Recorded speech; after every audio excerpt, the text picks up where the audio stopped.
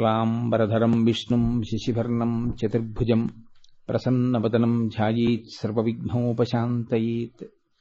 గురుర్బ్రహ్మా గురుర్విష్ణుః గురుర్దేవో మహేశ్వరః గురుః సాక్షాత్ పరబ్రహ్మ తస్మై శ్రీగురవై నమః. వ్యాసాయ విష్ణురూపాయ వ్యాసరూపాయ విష్ణవే నమో వై బ్రహ్మనిధయే వాసిష్ఠాయ నమో నమః. కూజంతం రామ రామేతి మధురం మధురాక్షరం ఆరుహ్య కవితాశాఖాం వందే వాల్మీకికోకిలం. శ్రుతిస్మృతిపురాణానాం ఆలయం కరుణాలయం నమామి భగవత్పాదశంకరం లోకశంకరం. వాగర్ధావివ సంపృక్తౌ వాగర్ధప్రతిపత్తయే జగతః పితరౌ వందే పార్వతీపరమేశ్వరౌ. సూక్తిం సమగ్రయతున స్వయమేవ లక్ష్మీః శ్రీరంగరాజమహిషీ మధురైః కటాక్షైః. వైదగ్ధ్యవర్ణగుణగుంభనగౌరవైర్యాం కండూలకర్ణకుహరాः కవయోధయంతి. హైమోర్ధ్వపుండ్రమజహన్మకుటం సునాసం మందస్మితం మకరకుండలచారుగండం బింబాధరం బహుళదీర్ఘకృపాకటాక్షం శ్రీవేంకటేశముఖమాత్మనిసన్నిధత్తాం. విమలపటీ కమలపుటీ పుస్తకరుద్రాక్షశస్తహస్తపుటీ కామాక్షీ పక్ష్మలాక్షీ కలితవిపంచీ విభాసి వైరించీ. మనోజవం మరుతతుల్యవేగం జితేంద్రియం బుద్ధిమతాం వరిష్టం వాతాత్మజం వనరయూథముఖ్యం శ్రీరామదూతం శిరసా నమామి. ఆపదామపహర్తారం దాతారం సర్వసంపదాం లోకాభిరామం శ్రీరామం భూయో భూయో నమామ్యహం. సింధూరారుణ విగ్రహాం త్రినయనాం మాణిక్యమౌళిస్ఫురత్తారానాయకశేఖరాం స్మితముఖీం ఆపీనవక్షోరుహాం పాణిభ్యాం అళిపూర్ణరత్నచషకం రక్తోత్పలం బిభ్రతీం సౌమ్యాం రత్నఘటస్థరక్తచరణాం ధ్యాయేత్ పరాదంబికాం. హరి ఓం. పరమేశ్వర స్వరూపేణ సభకి నమస్కారం.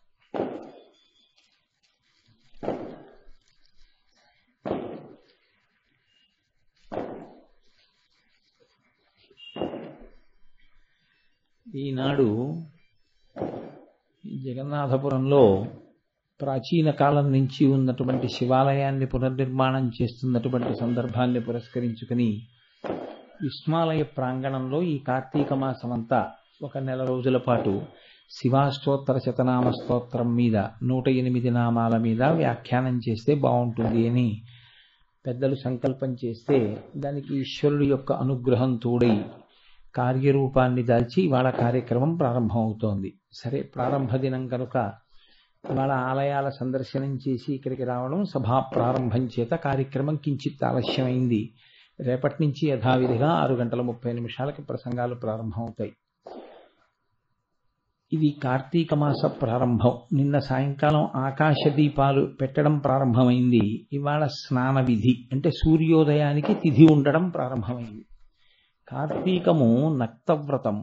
నక్తవ్రతము అంటే పగటిపూట ఉపవాసముండి సాయంకాలం నక్షత్ర దర్శనం చేసుకున్న తరువాత భోజనం చేసేటటువంటి విధి విధానముతో కూడుకున్న వ్రతము కలిగినటువంటి మాసమునకు నక్తవ్రతము అని పేరు. కార్తీకం అంతా అలాగే ఉంటుంది. కార్తీకం పగటిపూట ఉపవాసం చేస్తారు, సాయంకాలం నక్షత్ర దర్శనం చేసుకున్న తరువాత ఉపవాస దీక్షని విరమణం చేస్తారు.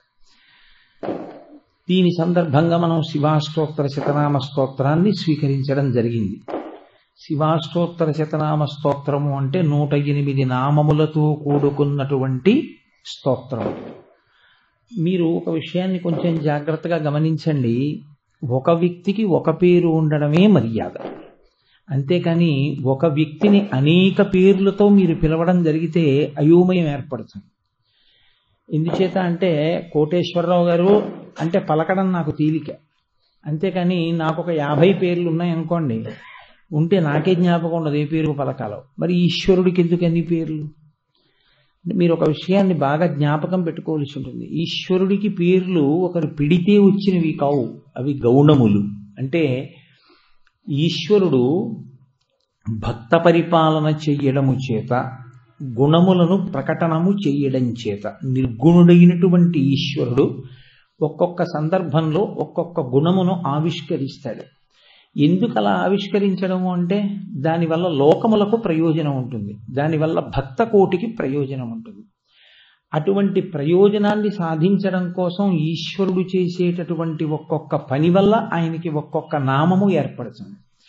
ఇప్పుడు శివాష్టోత్తర శతనామ స్తోత్రం వినడము అంటే అర్థం ఏమిటంటే, మీరు 108 నామములు ఎందుకు వచ్చాయో 108 నామములుగా శివతత్వం ఎలా ఉంటుందో మీరు తెలుసుకోవడం, ఈశ్వరతత్వం ఎలా ఉంటుందో మీరు తెలుసుకోవడం. కాబట్టి అప్పుడు ఏమవుతుంది, అది పెద్ద పూజ అవుతుంది. మీరు ఒక్కొక్క నామాన్ని వింటున్నప్పుడు మీకు భగవంతునికి సంబంధించినటువంటి ఆ విశేషాలు వింటుంటే మనసు రంజిల్లుతుంది, సంతోషం కలుగుతుంది. మీరు రేపు శివాష్టోత్తర శతనామ స్తోత్రాన్ని చదువుకుంటున్నారనుకోండి, చదువుకుంటున్నప్పుడు ఒక్కొక్క నామం మీకు జ్ఞాపకానికి వస్తుంటే, ఆ నామం వెనకాతల ఉండేటటువంటి తత్వం మీకు పరిశీలనానికి వస్తుంటే మీకు ఎంతో ఆనందం, సంతోషం కలిగి ఏదో ఒక నామం దగ్గర మీ మనసు నిలబడుతుంది. అలా మనసు నిలబడగలిగినటువంటి ప్రజ్ఞ ప్రకాశిస్తే దానివల్ల ఏమవుతుందంటే భగవత్తత్వమునందు మీరు గురుంకులిడగలుగుతారు. అలా మీరు తరించగలిగినటువంటి స్థితిని సాధించి పెట్టడం కోసమని భగవంతుని యొక్క స్తోత్రములు వస్తాయి తప్ప, లేకపోతే ఆయనకి అన్ని నామములు ఉండవలసిన అవసరం లేదు. మీరు ఇంకొక విషయాన్ని గమనించండి, ఎప్పుడైనా భగవంతుడికి నామములు చెప్తే ఉంటే 108 నామములు ఉంటాయి, లేకపోతే 1000 నామములు ఉంటాయి. మధ్యలో ఇంక ఏ అంకె మీద నామాలు ఉండవు. 109 ఉండవు, 999 ఉండవు. 108 కానీ 1000 కానీ. 108కి తక్కువ చెప్తే ఏదో షోడశ నామాలని ఒక 16 నామాలు చెప్పడము, అటువంటి ప్రక్రియ ఒకచో ఉంటుంది. కానీ సాధారణంగా 108 తప్పితే 1000 అంతే. అలాగే ఉంటాయి. లక్ష్మీ అష్టోత్తరం, లక్ష్మీ సహస్రం. విష్ణు అష్టోత్తరం, విష్ణు సహస్రం. శివాష్టోత్తరం, శివ సహస్రం. ఉంటే అష్టోత్తరం 108, లేకపోతే సహస్రం 1000. ఏం అలా ఎందుకు ఉండాలి? 108కి మించి ఆయన ఎప్పుడు ఉపకారాలు చేసినవి లేవా? గుణములు ప్రకటనం చేసింది లేదా? ఎందుకు అందరికీ 108 ఉంటాయి, ఎందుకు అందరికీ 1000 ఉంటాయి? మీరు కొంచెం తాత్వికంగా పరిశీలనం చేస్తే లోకంలో ఏ జీవి పుట్టనివ్వండి, అది పుట్టడం నక్షత్రము యొక్క పాదమును బట్టి పుడుతుంది. 108 పాదములలో పుట్టే కాబట్టి వాటి సుఖదుఖములు మీ మీద ప్రభావం చూపించే అవకాశం ఉంటుంది. మా ఇంట్లో నేను పెంచుకుంటున్న కుక్క ఒకటి ఉందనుకోండి, ఆ కుక్కస్మికంగా మరణించింది అనుకోండి, మరణిస్తే నాకు ఖేదం కలుగుతుంది. అయ్యో కుక్క చచ్చిపోయిందే అని బాధ కలుగుతుంది. శం చతుష్పదే అంటుంది యజుర్వేదం. కాబట్టి 4 కాళ్ళున్నవి కూడా సుఖంగా ఉండాలి అని కోరుకుంటాం. అలాగే నాకు ఏమీ ఇబ్బంది కలగకపోవచ్చు, కానీ నాకు సంబంధించిన వారు, నాకు ప్రీతి ఎవరి మీదుందో వారికి ఖేదం కలిగింది అనుకోండి, అప్పుడు నాకు ఖేదమా కాదా? ఖేదమే. నాకు జ్వరం రావక్కర్లేదు, నా భార్యకి జ్వరం వచ్చినా నాకు జ్వరం వచ్చిన దానితో సమానమవుతుంది, బాధ కలుగుతుంది. కాబట్టి 108 పాదములలో ఈ ప్రపంచమంతా పుట్టింది, ఈ జగత్తంతా పుట్టింది. సర్వే జనాః సుఖినో భవంతు. సనాతన ధర్మంలో మనం నమ్మినటువంటి ఈశ్వర స్వరూపాన్ని ఆరాధించని వాళ్ళు సుఖంగా ఉండకూడదు అని కోరుకోరు. మొట్టమొదట అసలు సుఖంగా ఉండాలని ఎవరి గురించి కోరుకుంటారంటే, ఎవరు ఈశ్వరుడి వైపుకి అడుగు వెయ్యలేదో వాళ్ళు సుఖంగా ఉండాలని కోరుతారు. ఎందుకు అలా కోరుతారంటే, అయ్యో వాళ్ళు ఏది రక్షణనిస్తుందో దాన్ని వదులుకున్నారు కాబట్టి ఈశ్వర వాళ్ళు అమాయకత్వంతో ఉన్నారు కాబట్టి వారికి రక్షణ కృప చెయ్యి. కాబట్టి మినహాయింపు ఉండదు. నాతో ఉన్నవాళ్ళు, నా మిత్రులు, నా శత్రువులు, నేను ఎవరిని ఆరాధిస్తున్నానో దాన్ని ఆరాధిస్తున్న వాళ్ళు, ఆరాధించని వాళ్ళు, అలా మనం అడగం. మనం ఏం చెప్తామంటే 108 నక్షత్ర పాదములలో ఈ జగత్తంతా పుట్టింది కనుక ఈశ్వరా నిన్ను 108 నామములతో పిలుస్తాను. 108 నామములతో నిన్ను పిలిస్తే 108 నక్షత్ర పాదములలో పుట్టిన ఈ జగత్తంతా ప్రశాంతంగా ఉండేటట్టు నువ్వు చూడు. లోకమంతా చల్లగా ఉంటే నా మనసు చల్లగా ఉంటుంది. అంతేకాని నేను చల్లగా ఉండడం, ఇంకోళ్ళు బాధపడుతూ ఉండడం, అది నాకు మనసు ఆనందించడానికి హేతువు కాదు. ఇది సనాతన ధర్మంలో పుట్టినటువంటి వ్యక్తి యొక్క విశాలమైన దృక్పథం. కాబట్టి అందరూ బాగుండాలి. అందరూ బాగుండాలంటే 108 నామాలతో ఈశ్వరుణ్ణి పిలుస్తాం. కార్తీక మాసంలో 108 నామాలతో మనం ఈశ్వరుని యొక్క వైభవాన్ని అవగతం చేసుకునే ప్రయత్నం చేస్తున్నాము అంటే శృణ్వంతపః ఆ వినడం చేత లోకమంతా చల్లబడుతుంది, లోకమంతా ప్రశాంతతని పొందుతుంది. మరి 1000 నామాలు ఎందుకు వచ్చాయి? తెలుగులో 1000 అంటాం, సంస్కృతంలో సహస్రము. సహస్రము అంటే అనంతము. అనంతము అంటే ఇన్ని అని నేను చెప్పడం కుదరదు. ఎన్ని చెప్పినా ఇంకా ఉంటాయి ఈశ్వరుని యొక్క శోభ, ఆయన యొక్క గుణములు. ఇక నేను చెప్పలేను. అందుకని అనంతమైనటువంటి ఆయన యొక్క గుణములను నేను వర్ణించలేను కనుక 1000గా చెప్పి ఆపుతాను. కాబట్టి సహస్రము. ఆనందం పట్టకపోతే 108ని దాటిపోతాడు. కానీ కనీసంలో కనీసం ఏదో ఒక ఈశ్వరనామాన్ని 108 పేర్లతో పిలుస్తాడు. ఈశ్వర స్వరూపాన్ని 108తో పిలిచాడు అంటే లోకమంతా చల్లగా ఉండాలని కోరుకున్నాడు అని గుర్తు. లోకమంతా చల్లగా ఉండాలని కోరుకున్నంత విశాల హృదయంతో ఎవరు ఈశ్వరుణ్ణి ప్రస్తుతి చేశారో వాళ్ళ పట్ల ఈశ్వరుడు మరింత దయార్ద్ర హృదయుడై ఉంటాడు. కాబట్టి ఆయన మరింత చల్లనితనాన్ని కల్పిస్తాడు. అందుకని మనకి ఈశ్వర భక్తికి సంబంధించినటువంటి స్తోత్రములలో 108 నామములు కలిగినటువంటి స్తోత్రములు అత్యద్భుతమైనటువంటి స్థితిని పొంది ఉంటాయి. మనకి స్తోత్రంగా ఇవ్వడానికి ఒక కారణం ఉంటుంది. అవి విడతీసి మీరు పూజ చేశారనుకోండి, నామానికి ముందు ఓంకారమును పెడతాం, నామానికి చివర నమః పెడతాం. పెట్టి పూజ చేస్తే ఓం నమః. ఇప్పుడు కేవలం 108 నామాల్ని ఓం నమః పెట్టి మీకు అందించారనుకోండి, ధారణ చేయడం కష్టం అవుతుంది. ధారణ చేయడానికి ఇబ్బంది లేకుండా ఉండడం కోసం ఒక స్తోత్రంగా ఒక ఛందస్సులో రచన చేస్తారు. ఛందస్సులో రచన చేసి వస్తే ఏమవుతుంది అంటే మీకు దాన్ని ధారణ చేయడం తేలికవుతుంది, అంటే పట్టుకోవడం తేలిక. ఓం శివాయ నమః, ఓం మహేశ్వరాయ నమః, ఓం శంభవే నమః, ఓం పినాకినే నమః జ్ఞాపకం పెట్టుకోండి అన్నాను అనుకోండి, కొంచెం కష్టం అవుతుంది. అదే శివో మహేశ్వర శంభో పినాకీ శశిశేఖరః వామదేవో విరూపాక్షః కపర్దీ నీలలోహితః శంకర శూలపాణిశ్చ ఖట్వాంగీ విష్ణువల్లభః ఇలా చెప్పాననుకోండి, మీకు ధారణ తేలిక. 2, మీరు ఎప్పుడూ పూజలోనే కూర్చోరుగా, ఎప్పుడూ పూజ చేస్తూ కూర్చోరు. మీరు ఏదో పనిలో ఉంటారు. ఏదో పనిలో ఉన్న భగవంతుని యొక్క నామమును చెప్పడానికి మాత్రము మీకు శౌచము అశౌచము అన్నవి మిమ్మల్ని అడ్డగించవు. మీరు ఇది బాగా జ్ఞాపకం పెట్టుకోవాల్సిన విషయం. మీరు ఈశ్వరుణ్ణి పూజ చేస్తున్నారనుకోండి, మీకు శౌచ ప్రధానం. మీరు శౌచంతో ఉండాలో, స్నానం చేసి ఉండాలో, ఒక ఏదో కాస్త శుభ్రమైన బట్ట కట్టుకోవాలి, కట్టుకుని ఈశ్వరుణ్ణి పూజ చేయాలి. కాదు, మీరు భగవంతుని యొక్క నామమును చెప్తున్నారనుకోండి, ప్రీతితో సంతోషంతో ఆయన్ని పిలుస్తున్నారు. ఇప్పుడు శౌచం ఉండాలా అక్కర్లేదా? అక్కర్లేదు. శౌచం ఉండాలన్న నియమం ఏమీ లేదు. ఆర్తి కలిగింది ద్రౌపదికి, కృష్ణుణ్ణి పిలిచింది. అప్పుడు ఆమె ఏకవస్త్ర రజస్వలా దోషంతో ఉంది. భగవంతుణ్ణి పిలిచింది, వచ్చాడా లేదా కృష్ణుడు? రక్షించాడా లేదా? గజేంద్రుడు మృత్యు సదృశమైనటువంటి భయంకరమైన స్థితిలో ఉన్నాడు. ఈశ్వరుణ్ణి ఎలుగెత్తి ప్రార్థించాడు. ఈశ్వరుడు వచ్చాడా లేదా? వచ్చాడు. అందుకే నోటికి కనీసం ఒక అష్టోత్తర శతనామ స్తోత్రం కూడా రాలేదు అంటే మనుష్య జన్మలో అతను ఏదో పోగొట్టుకున్నాడు అని గుర్తు. మీరు ఆర్తితో ఏవి ప్రార్థన చేస్తారు? మీకు ఆర్తి కలిగితే, మీకు సంతోషం కలిగితే, మీకు ఒకసారి భగవంతుణ్ణి స్మరిద్దామనిపిస్తే మంచిదే, రామరామ అనుకుంటానండి, నేను కాదనను. కానీ మీ మనసు ఆనంద పారవస్యంతో నిండిపోవాలి అంటే ఒక్క స్తోత్రం మీ నోటి మీద తిరిగిందనుకోండి, నాలుక మీద తిరిగిందనుకోండి, దానికి శౌచంతో సంబంధం ఏం లేదు. మీరు బస్సులో వెళ్ళిపోతూ, రైల్లో వెళ్ళిపోతూ, కూర్చుంటూ, నించుంటూ, ఎక్కడ కూర్చున్నా మీరు మనసులో ఆ స్తోత్రాన్ని తిప్పుతూ ఉండొచ్చు. చాలా స్తోత్రములు ఉంటాయి, మనుష్య ప్రోక్తములు, ఋషి ప్రోక్తములు, దేవతా ప్రోక్తములు, ఇలాగా. వీటిలో ఒక్కొక్క స్తోత్రమునకు ఒక్కొక్క రకమైనటువంటి శక్తి ఉంటుంది. కాబట్టి 108 నామములో 1000 నామములో ఉన్న స్తోత్రం మీ నాలుక మీద తిరుగుతూ ఉండాలి. అలా తిరగవలసినటువంటి స్తోత్రరాజములు కొంతమంది చేత ప్రోక్తములై ఉంటాయి. అన్నిటికీ ఒకే రకమైనటువంటి శక్తి ఉండదు. నామము నామమే, చాలా గొప్పదే. కానీ ఒక్కొక్క స్తోత్రము చాలా విశేషమైనటువంటి శక్తిని ఇవ్వగలిగినదై ఉంటుంది.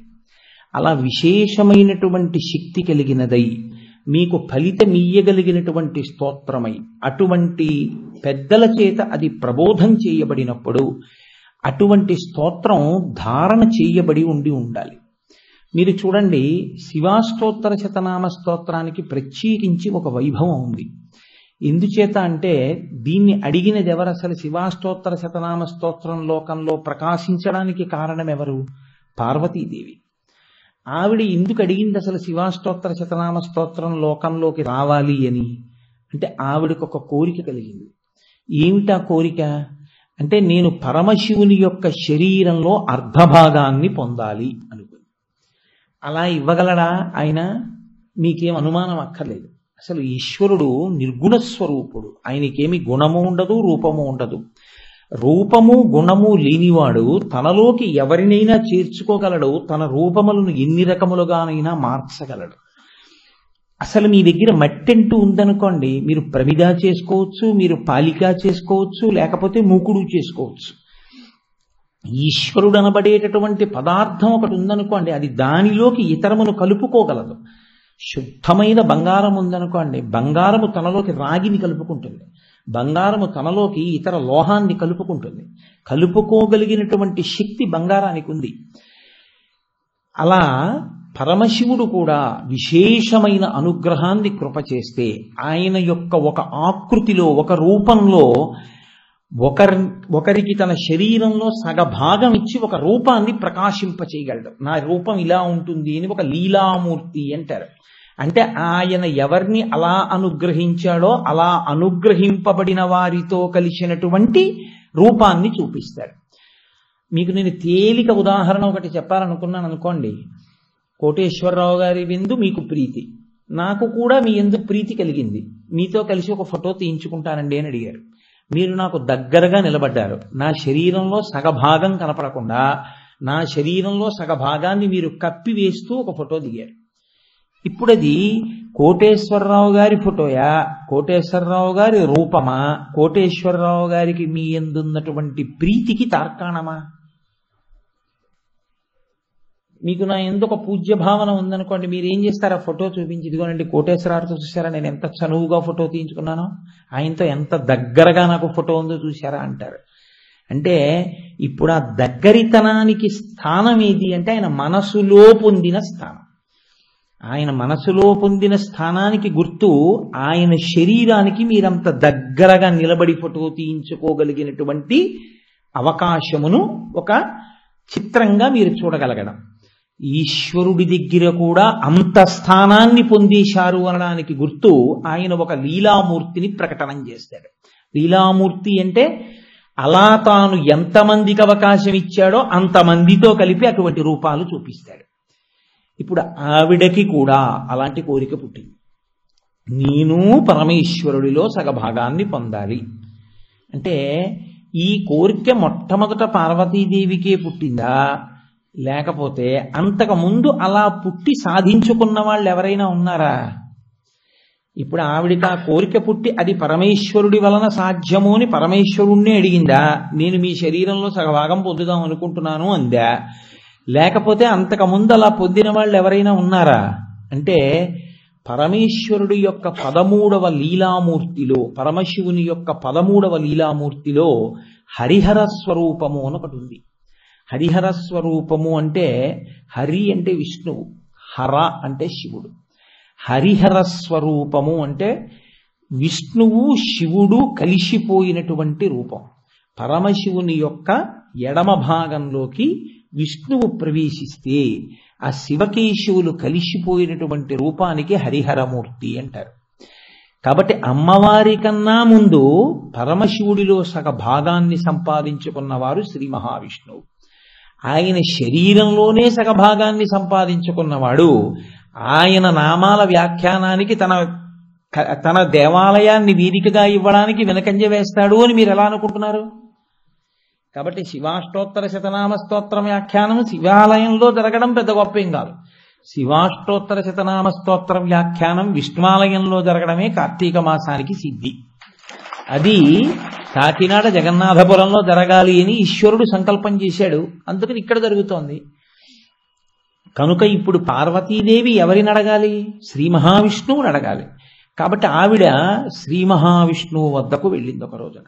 ఆయన దగ్గరకు వెళ్ళడానికి ఆయన ఏం పరాయివాడేం కాడు. ఆయన ఆవిడకి అన్నగారు నారాయణ నారాయణి. మీరు కంచి వెడితే కంచిలో ఏకాంబరేశ్వర లింగాన్ని దర్శనం చేయడానికి మీరు లోపలికి వెడుతున్నప్పుడు ఎదురుగుండా ఉన్నటువంటి స్తంభాలలో 2 మూర్తులు ఉంటాయి. ఒక మూర్తి శివలింగాన్ని ఆలింగనం చేసుకుని ఉంటుంది, దాన్ని అలా విడిచిపెట్టండి. 2వ మూర్తి కామాక్షి అమ్మవారి చెయ్యి పట్టుకుని పరమశివుడికి కన్యాదానం చేస్తూ ఉంటాడు శ్రీ మహావిష్ణువు. ఎందుకంటే నారాయణి చెల్లెలు కదా, నారాయణ అన్నగారు చెల్లెలి చెయ్యి పట్టుకుని పరమశివుడికి కన్యాదానం చేస్తూ ఉంటాడు. కాబట్టి వాళ్ళ మధ్య అటువంటి అనుబంధం ఉంది బాహ్యంలో, బంధుత్వంలో. అలాగే మీరు మధురై వెడితే మధురైలో మీనాక్షి అమ్మవారిని కన్యాదానం చేసిన వారు కూడా శ్రీమన్నారాయణుడి. శ్రీ మహావిష్ణువు అమ్మవారిని కన్యాదానం చేస్తున్నటువంటి చిత్రవులు మీకు మీనాక్షి దేవాలయంలో చాలా కనపడతాయి. అటువంటి విష్ణువు పరమశివుణ్ణి స్తుతించి పరమశివానుగ్రహాన్ని పరిపూర్ణంగా పొంది ఆయన శరీరంలో సగభాగాన్ని ఆయన పొందారు. ఆయన పొంది ఉన్నారు కాబట్టి అన్నగారిని చెల్లెలు ఆశ్రయించింది. అన్నయ్య, నాకు కూడా ఆయన శరీరంలో అర్ధభాగాన్ని పొందాలని ఉంది. కాబట్టి శరీరార్థమహం శంభో ఏన ప్రాప్స్యామి కేశవ.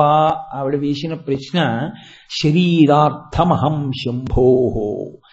ఆయనకి ఒక శరీరము ఉండవలసిన అవసరం లేదు, భగవంతుడికి ఒక శరీరం ఉండదు. కానీ ఆయన ఎప్పుడైనా ఒక శరీరంతో ప్రకాశిస్తే అన్నయ్య అందులో సగం నేనుండేటట్టుగా, సగం పార్వతి సగం పరమేశ్వరుడు, దాన్నే అర్ధనారీశ్వర స్వరూపము అని పిలుస్తారు. శంకర భగవత్పాదులు అర్ధనారీశ్వర స్తవము అని అద్భుతమైన స్తవం కూడా చేశారు. అలా నాకు ఆయనలోకి చేరిపోవాలనుంది. కాబట్టి తదిదానీం సమాచక్ష్వా, నేను ఆయన శరీరంలో సగభాగం పొందడానికి స్తోత్రం శీఘ్రఫలప్రదం, ఏ స్తోత్రాన్ని నేను చేసినట్టయితే చాలా తొందరగా ఫలితాన్ని ఇస్తుందో, చాలా కాలం తపస్సు చేసి కంచిలో పరమశివుణ్ణి వివాహం ఆడినట్టు చాలా కాలం తప్పించంటావేమో, నాకంత ఓర్పు లేదు. నా యొక్క కోరిక వ్యగ్రతని పొందింది, తొందరగా పరమశివుల్లో అర్ధభాగాన్ని పొందాలి. కాబట్టి శీఘ్రఫలప్రదం. అన్నయ్య, ఏ స్తోత్రం చేస్తే నేను తొందరగా అలా పొందగలనో నాకు అటువంటి స్తోత్రాన్ని నీవు నాకు ఉపదేశం చెయ్యవలసింది అని అడిగింది. అడిగితే శ్రీ మహావిష్ణువు అన్నారు, నారాయణీ చెల్లెలి వంక చూసి, చెల్లి అస్తి గుహ్యతమం స్తోత్రం, ఒక స్తోత్రం ఒకటి ఉంది, అది అస్తి గుహ్యతమం, చాలా రహస్యమైనది. రహస్యమైనది అంటే ఎక్కువ మందికి తెలిసున్నది కాదు, చాలా తక్కువ మందికే తెలుసు. చాలా తక్కువ మందికి తెలుసు అంటే ఇత పూర్వం దాన్ని పట్టుకుని ఎవరెవరు పరమశివుని యొక్క శరీరంలో అర్ధభాగాన్ని పొందారో వాళ్ళకి మాత్రమే తెలుసు. అటువంటి స్తోత్రాన్ని ముందు చెప్పిన వాళ్ళెవరు? అటువంటి నామ్యామష్టోత్తరం శతం, అది 108 నామములతో కూడుకుని ఉన్నటువంటి స్తోత్రం. అటువంటి స్తోత్రాన్ని శంభోరహం ప్రవక్ష్యామి, నాకు ఎవరో చెప్పలేదు చెల్లి, నాకు చెప్పినవాడు శంకరుడే చెప్పాడు. ఒకానొక నాడు నా ఆర్తి గమనించి ఆయనే నాకు ఈ స్తోత్రాన్ని నేర్పాడు. నేర్పితే ఏమైంది? పరమం శీఘ్రకామదం.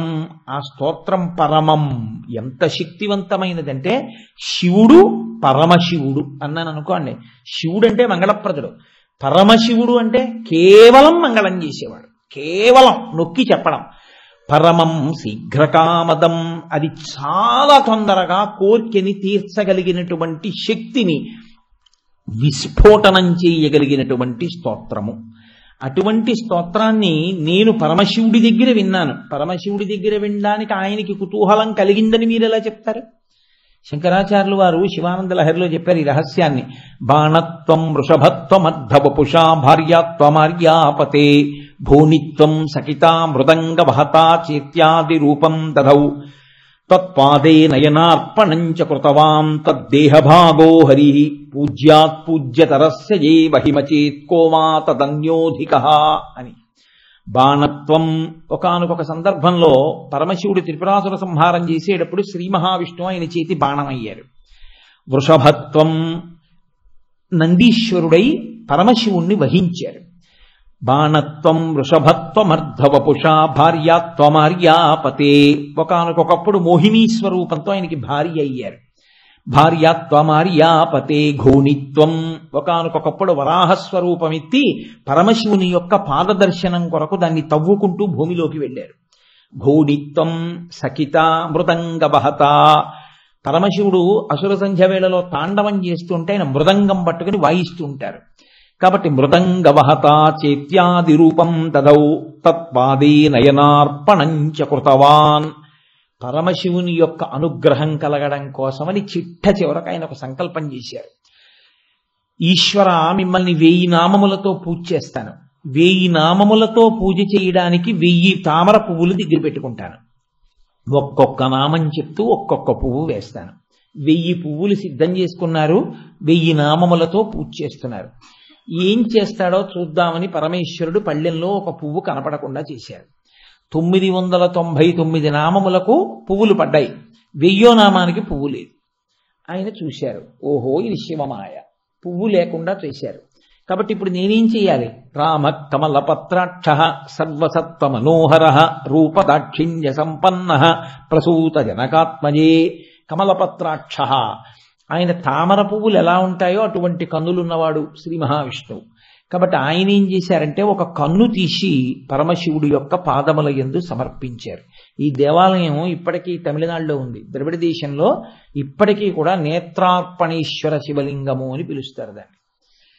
అది తిరువళ్ళివూరని ఆ ఊళ్ళో శ్రీ మహావిష్ణువు తన కన్ను పెకలించి తామర పువ్వుగా సమర్పణం చేసినటువంటి పవిత్రమైన క్షేత్రం.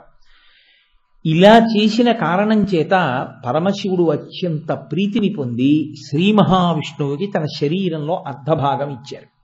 అర్ధభాగం ఇస్తే హరిహర రూపము అని ఒక రూపం వచ్చింది. అందులో మీరు ఎడం పక్క చూస్తే విష్ణువు, కుడి పక్క చూస్తే శివుడు. ఇప్పుడు ఆయన ఈయన కలిసిపోయారు. ఇది చూసే ధూర్జటి తిప్పి పొడిచాడు. మహా గొప్పవాడి విలవాయ్.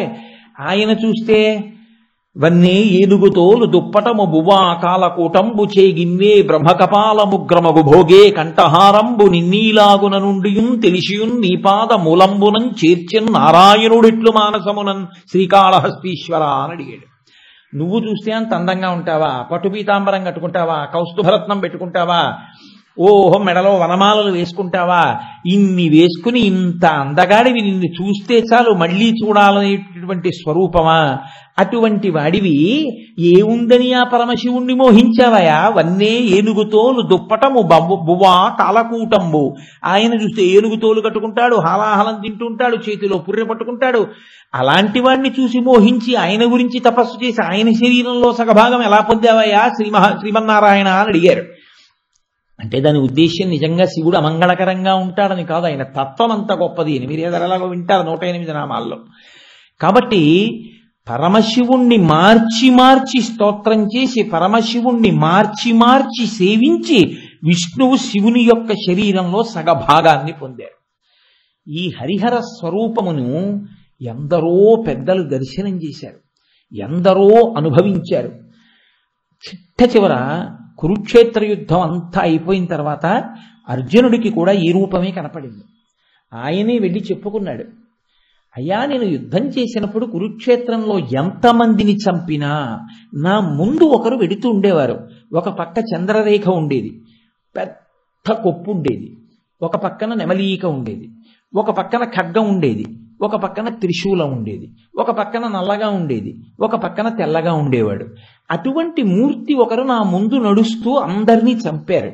నేను చంపినట్టుగా అనిపించేది, కానీ ఆయన చంపినవాడు. ఆయన ఎవరని అడిగాడు. అడిగితే వ్యాస భగవానుడు చెప్పాడు, నిన్ను నిమిత్తంగా పెట్టి ఈ సంహారం అంతా చేసినవాడు హరిహరనాథుడయ్యా, హరిహర స్వరూపమే చంపింది. కాబట్టి ఆ హరిహర స్వరూపాన్ని దర్శనం చేసిన వాళ్ళు ఎందరో పెద్దలున్నారు. తిక్కన సోమయాజీ మహాపురుషుడు, మహాభారతంలో సింహభాగాన్ని ఆంధ్రీకరించినటువంటి మహానుభావుడు తిక్కనగారి. అటువంటి తిక్కనగారికి మహాభారతాన్ని ఆంధ్రీకరించాలి అన్న సంకల్పం కలగగానే ఆయనకి దర్శనమైంది హరిహరనాథ స్వరూపమే. అందున ఎంత విచిత్రమైన దర్శనమో తెలుసా అండి. ఆయనకి ఏదో ఎక్కడో తపస్సు చేస్తుంటే ధ్యానం చేస్తుంటే కనపడటం కాదు, గుర్తు పట్టగలడో పట్టలేడు అని తిక్కన సోమయాజి గారి యొక్క తండ్రి గారు ఆయన్ని తీసుకొచ్చారు, హరిహరనాథుడిని తీసుకొచ్చి, నువ్వు స్తోత్రం చేశావే ఆ హరిహరనాథుడిని నిన్ను చూడ్డానికి వచ్చాడు, చూడమని దర్శనం చేయించారు.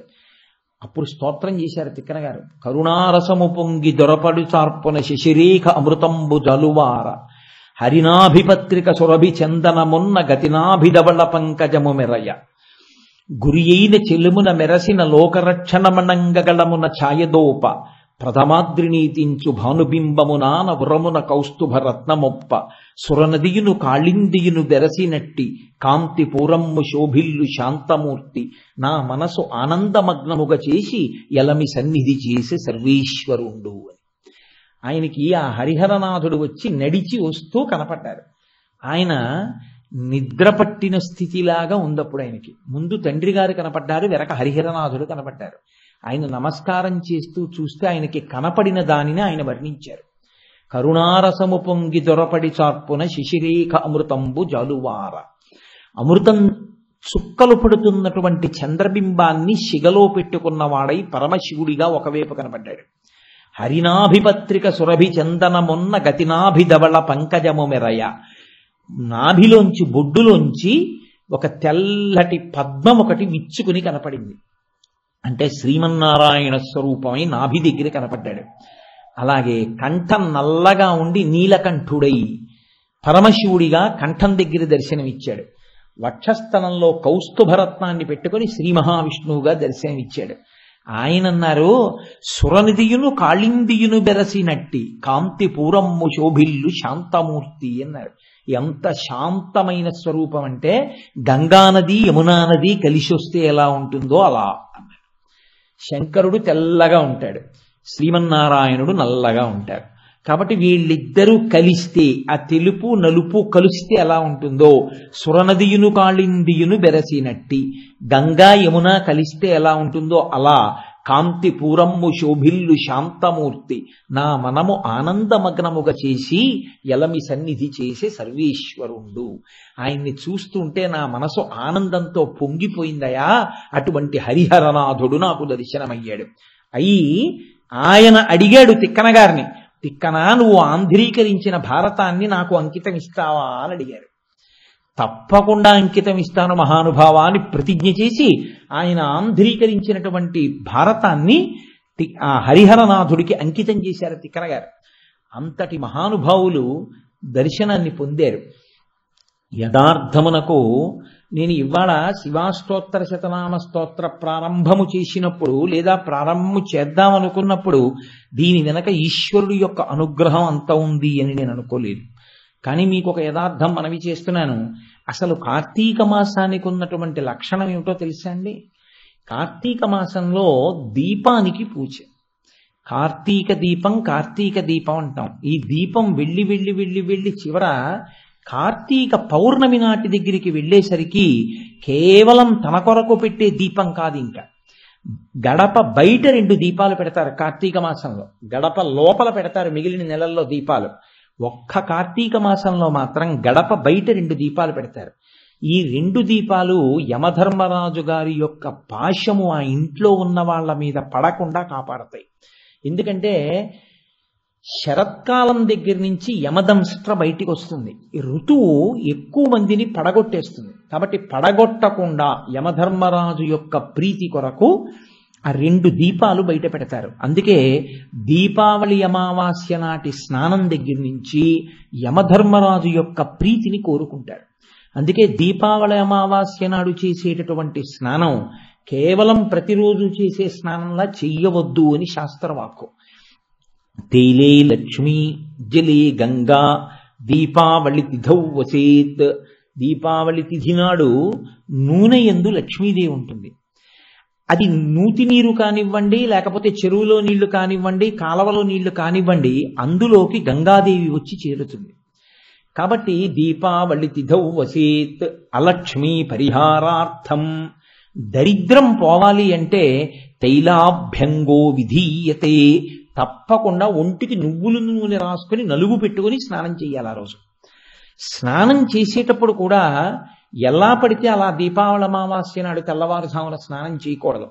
నాగలితో కానీ చేతితో పీకకుండా సాధ్యమైనంత వరకు నాగలితో మట్టి పెళ్ళగించినటువంటి ఉత్తరేణి కొమ్మ ఒకటి తెచ్చుకుని, చెట్టు తెచ్చుకుని మట్టి పెళ్లతో ఉన్న దాన్ని నీళ్లు ఉన్న గిన్నెలో పెట్టి తెల్లవారుజామున స్నానం చెయ్యడానికి పూర్వమే ఓ కంటకములతో ఉన్నటువంటి ఉత్తరేణి కొమ్మ, ఉత్తరేణి చెట్ట, నా పాపములన్నీ పోవడం కోసం లోపల నేను ఎంత తప్పుకుందామని నా జీవుడు అటూ ఇటూ పరిగెడుతున్నా యమపాశములు వచ్చి మీద వేసి కపవాత పైత్యముల్ కప్పగా శ్రమచేత కంపముద్భవమంది కష్టపడుచు కపము వాతము పైత్యము నొక్కేస్తుంటే అపమృత్యు దోషం వచ్చి మీద పడిపోతుంటే ఊపిరందక కొట్టుకుంటుంటే పాశం బిగవకుండా నేను చేసిన పాపం ఏదైనా ఉండి నాకు అపమృత్యువుగా వస్తూ ఉంటే ఆ అపమృత్యువు పోవడానికి అటువంటి పాపాన్ని నువ్వు తీసివేయుదువుగాక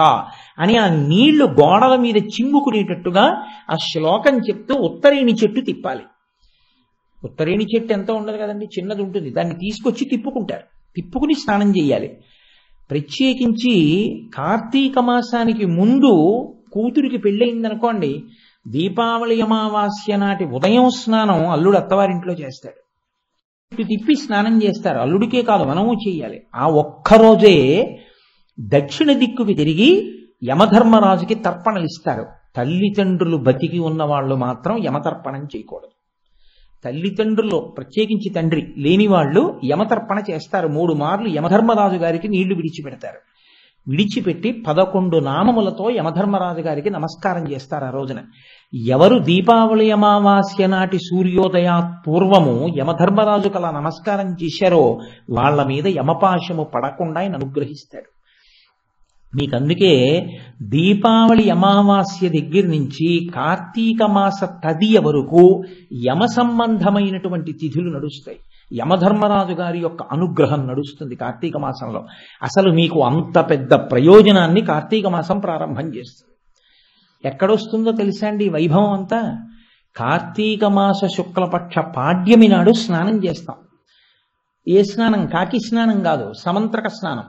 గంగే చైమని చైవ గోదావరి సరస్వతి అని మంత్రం చెప్పి స్నానం చేస్తాం. వెంటనే విధియ వచ్చిందనుకోండి, ఆ రోజున భాతృ విధియ. యమధర్మరాజు గారికి ఖాళీ ఎక్కడ ఉంటుందండి? ఎంతమందిని పడగొడుతూ ఉండాలి ఆయన? కాబట్టి ఆయన చెల్లెలింటికి వెళ్ళేవాడు కాడు. చెల్లెలంటే ప్రేమే. సూర్యుడి యొక్క కొడుకు యముడు, సూర్యుడి యొక్క కూతురు యమున. యమునకి వెనక్కి రావడం తెలియదు, యముడికి ముందుకెడుతున్న కాలంలో పడిపోవలసిన వాడిని పడగొట్టకుండా ఉండడం తెలియదు. ఇద్దరికీ అంత గొప్ప లక్షణం. యమున యముణ్ణి పిలుస్తుండేది, అన్నయ్య మా ఇంటికి భోజనానికి రానయ్యా, మా ఇంటికి భోజనానికి రానయ్యా అని. ఆయన ఎప్పుడూ వెళ్ళేవాడు కాదు, ఖాళీ లేక. ఎలా ఖాళీ కుదిరిందో, కార్తీక మాస శుక్లపక్ష విధియ నాడు ఆయన చెల్లెలింటికి భోజనానికి వెళ్ళాడు. సపరివారంగా వెళ్ళాడు. పెద్దలు వెడితే ఒక్కళ్ళు వెళ్ళరుగా, సపరివారం వెడితే ఆవిడ భోజనం పెట్టింది. అందరూ భోజనం చేశారు. అన్నగారు చాలా తృప్తి పడ్డాడు. తృప్తిపడి ఆయన అన్నాడు, చెల్లెలా నాకు ఇంత కమ్మటి భోజనం పెట్టావు, నీ చేతి అన్నం తిని ప్రీతి చెందాను, నీకేం కావాలని అడిగాడు. మహాత్ముల యొక్క దృష్టికోణం వేరుగా ఉంటుంది. ఆయనకి ఈశ్వరుడు దర్శనం అయ్యాడనుకోండి, ఒక ఋషికి, ఈశ్వరా నువ్వు ఇక్కడే ఉండి నిన్ను దర్శనం చేసిన వాళ్ళకి పాపాలు పోగొట్టుంటాడు. పిఠాపురంలో గయాసురుడు పితృదేవతలకు మోక్షం ఇప్పించడానికి శివలింగాన్ని తీసుకొచ్చి కూర్చోబెట్టినట్టు. కాబట్టి ఆవిడంది, ఈ రోజున కార్తీక శుక్లపక్ష విధియ నాటి సాయంకాలం కదా భోజనానికి పెడతారు, నక్తవ్రతం కదా. నక్తవ్రతం అంటే రాత్రి భోజనం చేయాలి, నక్షత్ర దర్శనం చేసి. మధ్యాహ్నం భోజనం చేస్తే మనం ఏం చేయలేము అనుకోండి, అది వేరు విషయం. సరే, ఆయన శరీరారోగ్యాన్ని బట్టి అలా తింటే ఒకవేళ ఈశ్వరుడు ఆయనను అనుగ్రహించుగాక, తప్పెందుకు పట్టాలందులో. వ్రతం చేస్తుంటే మాత్రం నక్తవ్రతంగా రాత్రి చేస్తారు. ఎవరైనా కార్తీక మాసంలో శుక్లపక్ష విధియ నాడు చెల్లెలి వరస ఉన్న వాళ్ళు కానీ, తోడ పుట్టిన చెల్లెలు కానీ, చెల్లెలు దగ్గరగా ఉంటే చెల్లెలు పిలుస్తుంది, చెల్లెలు దగ్గరగా లేకపోతే చెల్లెలుగా సంభావింపబడే వాళ్ళు భోజనానికి పిలుస్తారు. దానికి ఇంకేం పెద్ద హడావిడేం ఉండదు. ఈయన వాళ్ళ ఇంటికి భోజనానికి వెళ్తాడు, వెళ్ళి వాళ్ళ ఇంట్లో భోజనం చేస్తాడు. అన్నయ్య ఇంటికి వస్తే ఎంత ప్రేమార పెడుతుందో, అంటే అన్నయ్య ఏం తింటే సంతోషిస్తాడో వండి పెడుతుంది అంతే. అవి తిని ఆయన మురిసిపోతాడు. చెల్లెలా ఎంత మంచి భోజనం పెట్టావు అని తిరిగి వస్తాడు. తిరిగి వచ్చిన అన్నగారు ఉత్తినే రాకూడదు కదా వెళ్ళినవాడు. ఆయన అంటాడు, చెల్లెలా రేపు మా ఇంటికి రా బావగారితో కలిసి, నా మేనల్లుళ్ళు మేనకోడళ్లతో అంటాడు. అందుకని సోదరి తృతీయ, విధియ అన్నగారు ఎడతాడు భోజనానికి, తదియ చెల్లెలు వస్తుంది భోజనానికి. చెల్లెలకి మధుర పదార్థాలతో భోజనం పెట్టి చీరలు సారెలు ఇస్తారు, ఆ రోజున బహుమానాలు ఇస్తారు. ఆవిడంది, అన్నయ్య కార్తీక శుక్లపక్ష విధియ నాడు ఏ చెల్లెలింటికైనా ఒక అన్నదమ్ముడు, అక్కింటికి కానీ అక్కింటికి తమ్ముడు కానీ చెల్లెలింటికి అన్నయ్య కానీ వెళ్ళి భోజనం చేస్తే చాలు, అన్నయ్య నీ పాశం వేయకూడదు నువ్వు అంది. ఆయన అన్నాడు, తప్పకుండా వెయ్యను, వరం ఇచ్చాడు చెల్లెలకి. అందుకని భగినీ హస్త భోజనము, చెల్లెలి చేతి వంట తింటాడు అన్నగారు, లేదా అక్కగారింట్లో తమ్ముడు తింటాడు. కాబట్టి వెళ్ళి వాళ్ళ ఇంట్లో భోజనం చేస్తారు. రేపు అంటే ఇవాళకి రాత్రి నైమిత్తిక తిథి చేత భగినీహస్త భోజనం. మరి ఇప్పుడు ఇన్ని చెప్తున్నప్పుడు నాకు ఉండాలి కదండి, నేను ఆచరించాలి కదా. నేను అలా నిమంత్రణము చేయబడ్డాను, నేను మా అక్కగారి చేత ఆహ్వానింపబడ్డాను. ఉన్నారుగా మాకు అక్కగారు ఊళ్ళో పెద్దాడ సూర్యకుమారి గారు, వారు నన్ను ఆహ్వానించారు. వారి ఇంటికి వెళ్ళి భోజనం చేస్తాను మా అక్కగారు బావగారితో. అలాగే మా చెల్లెల్ని మా ఇంటికి పిలిచి చీరలు సారెలు ఇచ్చి పంపిస్తాను. అది సోదరి తృతీయ. ఈ తిథులు దీపావళి అమావాస్య నుంచి కార్తీక మాసంలో వచ్చేటటువంటి తదియ పర్యంతం ఆయుర్దాయాన్ని పెంచుకోవడానికి చాలా తేలికగా అందరూ సంతోషంగా ఆచరించేటటువంటి వ్రత రూపంలో కార్తీక మాసంలో చేర్చబడ్డాయి. అందుకే కార్తీక మాసం అంత గొప్ప నెల. ఇటువంటి నెలలో అసలు పూజ దేనికో తెలుసా అండి? దీపానికే. అందుకే కార్తీక మాసం అంతా గడప బయట 2 దీపాలు. కార్తీక మాసం అంతా ఆవు నీతి దీపం, నువ్వుల నూనె దీపం. ఎందుకు పెడతారో తెలుసా అండి? హృదయస్థానమునందు యముడు చేరుతాడు, ఆయన రక్త ప్రసరణని ఆపుతాట. ఆపితే గుండెపోటు వస్తుంది, జీవి పడిపోతాడు. అలా పడిపోకుండా ఉండాలి అంటే నువ్వుల నూనె దీపం మించి వచ్చేటటువంటి పొగ వాసనకి ఆయన తొలగుతాడు పక్కకి. అది మీకు నేను ఎక్కడో ఒకరోజు ఉపన్యాసంలో చూపిస్తాను. దాన్ని సైంటిఫిక్ గా కూడా ప్రూవ్ చేశారు, ఎందుకు మన వాళ్ళు పెట్టిస్తారో నువ్వుల నూనె దీపాన్ని. కాబట్టి ఆ పొగ అంత గొప్ప ప్రయోజనాన్ని చేకూరుస్తుంది. కాబట్టి బయట 2 దీపాలు, గడప బయట దీపాలు పెట్టరు, ఎప్పుడు ఇంట్లోపలే పెట్టుకుంటారు. కానీ కార్తీక మాసంలో బయట పెడతారు 2 దీపాలు. ఆ 2 దీపాలు ఈ ఇంటిలో ఉన్న వారి మీద నీ పాశము వేయవద్దు, ప్రార్థన యజమానురాలిది. కాబట్టి ఇంటి బయట, లోపల లక్ష్మీ కటాక్ష సిద్ధి కొరకు ప్రార్థనా మందిరంలో సింహాసనం దగ్గర ఒక దీపం వెలుగుతుంది. మనం ఏం చేస్తుంటామంటే దీపావళి అంటే బోల్డ్ దీపాలు ఇంట్లో పెడతాం. అసలు శాస్త్రం ఏముందో తెలుసా అండి? మీ ఇల్లు చిన్నదైతే మీరు అన్ని దీపాలు ఇంట్లో పెట్టవద్దు ఉంది. అది సౌధమై భవంతి అయితే పెట్టాలి, లేకపోతే దీపాలు ఎక్కడ పెట్టాలి? దీపాలు దేవాలయంలో కానీ మఠంలో కానీ పెట్టాలి. ఈ 2 చోట్లే పెట్టాలి.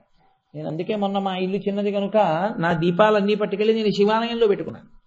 కాబట్టి అలా పెట్టమని చెప్పింది. నేను సందర్భం వచ్చింది కాబట్టి, మీరు ఎదర దాన్ని ఉపాసన చేయడానికి ఉపయుక్తమవుతుంది కాబట్టి చెప్తున్నాను. ఈ దీపమును ఆరాధన చేయడమే కార్తీక మాసంలో అత్యంత ప్రధానం. అందుకే మాఘ దీపం, పుష్య దీపం, పాల్గొన దీపం పేరు లేదు, కార్తీక దీపం అంటారు. కార్తీక దీపం అన్న మాట ఎందుకు వచ్చిందో తెలుసా అండి? ఇంటి యజమానికి రక్షణ చేస్తారు. ప్రమాదకరమైన కాలము నడుస్తూ ఉంటుంది బయట. అంత ప్రమాదకరమైన కాలములో యజమాని రక్షించుకోవడానికి యజమానురాలు 2టిని ఆశ్రయిస్తుంది. 1 దీపము, 2 ఉసిరికే. అందుకే మీరు చూడండి, కార్తీక మాసం అంతా ఉసిరి సంబంధమే. ఒకవేళ వాడి ఇంట్లో తిండేమోనని ప్రత్యేకంగా వనభోజనమని ఉసిరి చెట్టు దగ్గరికి తీసుకెడతారు. మళ్ళీ ద్వాదశి తిథి వచ్చినప్పుడు ఉసిరికాయలతో ఉన్న కొమ్మ తెచ్చి ఇంట్లో పెట్టి పూజ చేస్తారు. ఆ ఉసిరి గాలి తగలడం కోసం, ఉసిరికాయ తినడం కోసం అంత జాగ్రత్తగా ఎందుకు బిగింపు తీసుకొచ్చారో తెలుసా అండి ఋషులు? ఏదైనా కేవలం ఔషధంగా స్వీకరించారు మన ధర్మంలో. ఏదైనా ఈశ్వరానుగ్రహమును ముడివేసి, ఆమ్ల ఉసిరికాయని ఈశ్వర ప్రసాదంగా. అందుకే కార్తీక మాసం వచ్చేటప్పటికి గుత్తులు గుత్తులుగా కాస్తాయి. ఏ ప్రకృతి ప్రమాదకరంగా ఉంటుందో ఆ ప్రకృతి ఆ ప్రమాదాన్ని పోగొట్టుకునే వస్తువుని కూడా మీకు ఇస్తుంది. మీరు దాన్ని ఈశ్వర ప్రసాదంగా స్వీకరించారనుకోండి, అది మరింత అభ్యున్నతి హేతువై కూర్చుంటుంది. కాబట్టి కార్తీక మాసం అంతా తప్పకుండా ఉసిరికాయ పచ్చడి తింటుంటారు ఆదివారములు వినా. అలాగే కార్తీక మాసం అంతా దీపానికి ప్రాధాన్యం. ఈ దీపము పెట్టేటప్పుడు మీరు ఒక విషయాన్ని చాలా జాగ్రత్తగా జ్ఞాపకం పెట్టుకోవాలి. నువ్వు శివాష్టోత్తరం కదయా మొదలుపెట్టావని మీరు అనుకోకండి. నేనేం శివాష్టోత్తరం వదిలిపెట్టాను అనుకోకండి. నేను శివాష్టోత్తరమే చెప్తున్నాను. ఎలా చెప్తున్నానో నేను ముడిసినప్పుడు మీకు అర్థమవుతుంది. దీపం కార్తీక మాసంలో పెడితే కేవలం అది దీపము అని నమస్కారం చెయ్యకూడదు. ఒక మాట చెప్పి నమస్కారం చేయాలి. దామోదరం ఆవాహయామి అనాలి. అంటే దామోదరా నీవు ఈ దీపమునందు ప్రవేశించు. లేదా ఉమాసహిత త్రయంబకం ఆవాహయామి అనాలి. ఉమాసహితుడైనటువంటి త్రయంబకుణ్ణైనా దీపం మీదకు ఆవాహన చెయ్యాలి. దామోదరుణ్ణైనా ఆవాహన చెయ్యాలి. ఏమండి, విష్ణువుకి సహస్రనామాలు ఉన్నాయి కదా, దామోదర అన్న పేరుతోనే ఎందుకు ఆవాహన చెయ్యాలి? శివుడికి సహస్రం ఉందిగా. ఆ పేర్లన్నీ విడిచిపెట్టి ఉమాసహిత త్రయంబకమావాహయామి అన్న మాట అని అక్షతలు ఎందుకు వేయాలి దీపం మీద? అంటే దానికి ఒక పెద్ద రహస్యం ఉంది. శివుడు కేశవుడు రెండు కారు. మీరు ఇది చాలా జాగ్రత్తగా గుర్తుపెట్టుకోవలసిన రహస్యం. శివ కేశవ అని రెండుగా కనపడేటటువంటి పదార్థములు ఒక్కటి. శివస్య హృదయం విష్ణోశ్చ హృదయం శివ. శివుని యొక్క హృదయము విష్ణువు అయి ఉంటారు, విష్ణువు యొక్క హృదయము శివుడై ఉంటాడు. ఆయన అనుగ్రహం కలిగే వరకు రెండుగా కనపడుతుంటారు. ఆయన అనుగ్రహం కలిగితే రెండుగా ఉన్నవి ఒకటిగా మీకు దర్శనం. ఆ అనుగ్రహం కలిగే వరకే. అది అయిందా మీకు అసలు శివకేశవుల మధ్య భేదము గోచరించదు. మీరు ఎంత సంతోషపడిపోతారో ఆ రెండూ కలిసిపోయిన స్వరూపాన్ని మీరు లోపల స్తోత్రం చేయడానికి, లోపల భావన చేయడానికి. మనకి కాంచీపురానికి కేవలం 20 మైళ్ళ దూరం. వెల్లూరు రోడ్లో వెడుతుంటే మీరు కంచి ఇంకా దగ్గరికి వచ్చేస్తోందనగా 20 మైళ్ళ దూరంలో ఎడం చేతి పక్కకు ఒక రోడ్డు ఉంటుంది. ఆ రోడ్లో వెడితే ఒక క్షేత్రం ఉంది. అది తిరుప్పార్కడలి అంటారు. అంటే మనం పాలకడలి అంటాం, తిరుప్పార్కడలి అంటారు. అక్కడ తిరుప్పార్కడలి అన్న క్షేత్రానికి ఉన్నటువంటి వైభవం ఏమిటో తెలుసా అండి? అక్కడ విష్ణువాలయం లేదు, అన్నీ శివాలయాలే. ఒకప్పుడు విష్ణువాలయం లేదు అక్కడ. ఒకానొకప్పుడు పరమ వైష్ణవుడు అనగా విష్ణువు యందు విశేష ప్రీతి కలిగిన వాడు ఇతర రూపములను అంగీకరించలేనటువంటి ఒక భక్తుడు ఆ ఊళ్ళోకి ప్రవేశించాడు. ఆయనకు ఒక నియమం ఉండేది. విష్ణు స్వరూపాన్ని దర్శనం చేస్తే కానీ ఆయన భోజనం చేయడు. కాబట్టి ఆయన ప్రతి దేవాలయం దగ్గరికి వెళ్ళడం, లోపల పెరుమాళ్ళు ఉన్నాడా అని అడుగుతుండడం. లోపల పెరుమాళ్ళు కారు, పరమేశ్వరుడు ఉన్నారు. ఆయన వెళ్ళేవారు కాదు, వెళ్ళిపోతూ ఉండేవారు. భోజనం చేసే వేళ దాటిపోయింది, నీరసం వచ్చేసింది, విష్ణుమూర్తి యొక్క దేవాలయం కనపట్టలేదు. ఆయన ఆఖరికి తను తిరిగిన దేవాలయాల్లోనే ఒక దేవాలయం ముందుకు వచ్చి పడిపోయారు, కదలలేకపోయారు. అంతలో ఒక వృద్ధుడైనటువంటి బ్రాహ్మణుడు ఆయన దగ్గరికి వచ్చి, ఏమండి అలా ఉన్నారు, అంత నీరసంగా ఉన్నారు, ఏమైందన్నారు. ఏమి దిక్కుమాలిన ఊరయా, పెరుమాళ్ళకి గుడే లేదు ఇక్కడ, విష్ణువుకి గుడి లేదు. ఏం విష్ణువుకి గుడి లేకపోతే ఏం శివాలయాలు ఉన్నాయిగా అన్నాడు ఆయన. కాదు, నాకు విష్ణు స్వరూపంగానే కావాలి, శివస్వరూపంగా నేను చూడను, నాకు విష్ణు స్వరూపం కావాలి. ఓహో, అదే మీ ఇబ్బంది. మరి మీరు పడిపోయిన గుడి విష్ణుమూర్తి గుడేగా, లోపలికి వెళ్ళకపోయారా అన్నాడు. అబద్ధాలు అడకు, అది విష్ణువు గుడి కాదు, అది శివాలయం, అందులో శివలింగం ఉంది, నేను రానన్నాడు ఆయన. ఆయన అన్నాడు, ఇలా వాదిస్తే ఏం వస్తుంది, నాతో వస్తే చూపిస్తా, లోపల శివలింగం ఉందో పెరుమాళ్ళు ఉన్నాడు, రండి చూపిస్తానన్నాడు. ఆయన అన్నాడు, అబద్ధం, నేను లోపలికి రానన్నాడు. సరే, ఇంతలో ఇద్దరి మధ్య వాదన పెరిగింది. ఆయన అన్నాడు, అబద్ధం అబద్ధం అని బయట కూర్చుంటే ఎలా తెలుస్తుంది, మీకేం కనపడిందో ఏం చూశారో, నాతో రండి నేను చూపిస్తాను, పెరుమాళ్ళు ఉన్నాడో లేదో లోపల. సరే పదండి అన్నారు. ఇద్దరు కలిసి లోపలికి వెళ్ళారు. ఆయన శివలింగాన్ని చూపించి ఎవరున్నారు చూడండి అన్నారు. ఆయన శివలింగం మీద చూసేటప్పటికి చిన్మయం అంటారు, ఇలా పైకి పుటమరించినటువంటి స్వరూపం ఉంటుందే, ఆ బ్రహ్మగారు లేదా అంబ, పీఠం అంబమయం సర్వం శివలింగ చిన్మయం సాకారంచ నిరాకారం నిర్గుణంచ గుణాత్మకం అని ఆ చిన్మయం, ఆ శివలింగం పైకి ఉబికినటువంటి బొడిపే లింగాకృతి కాకుండా ఆ పీఠం మీద శ్రీ మహావిష్ణువు నిలబడి దర్శనమిచ్చారు. అప్పటి నుంచి ఇప్పటి వరకు ఆ దేవాలయం అలాగే ఉంది. హరిహరనాథుడిగా తిక్కన గారికి దర్శనం ఇవ్వలా? ఆయనే శివలింగంలో శ్రీ మహావిష్ణువు ఉన్నటువంటి క్షేత్రం.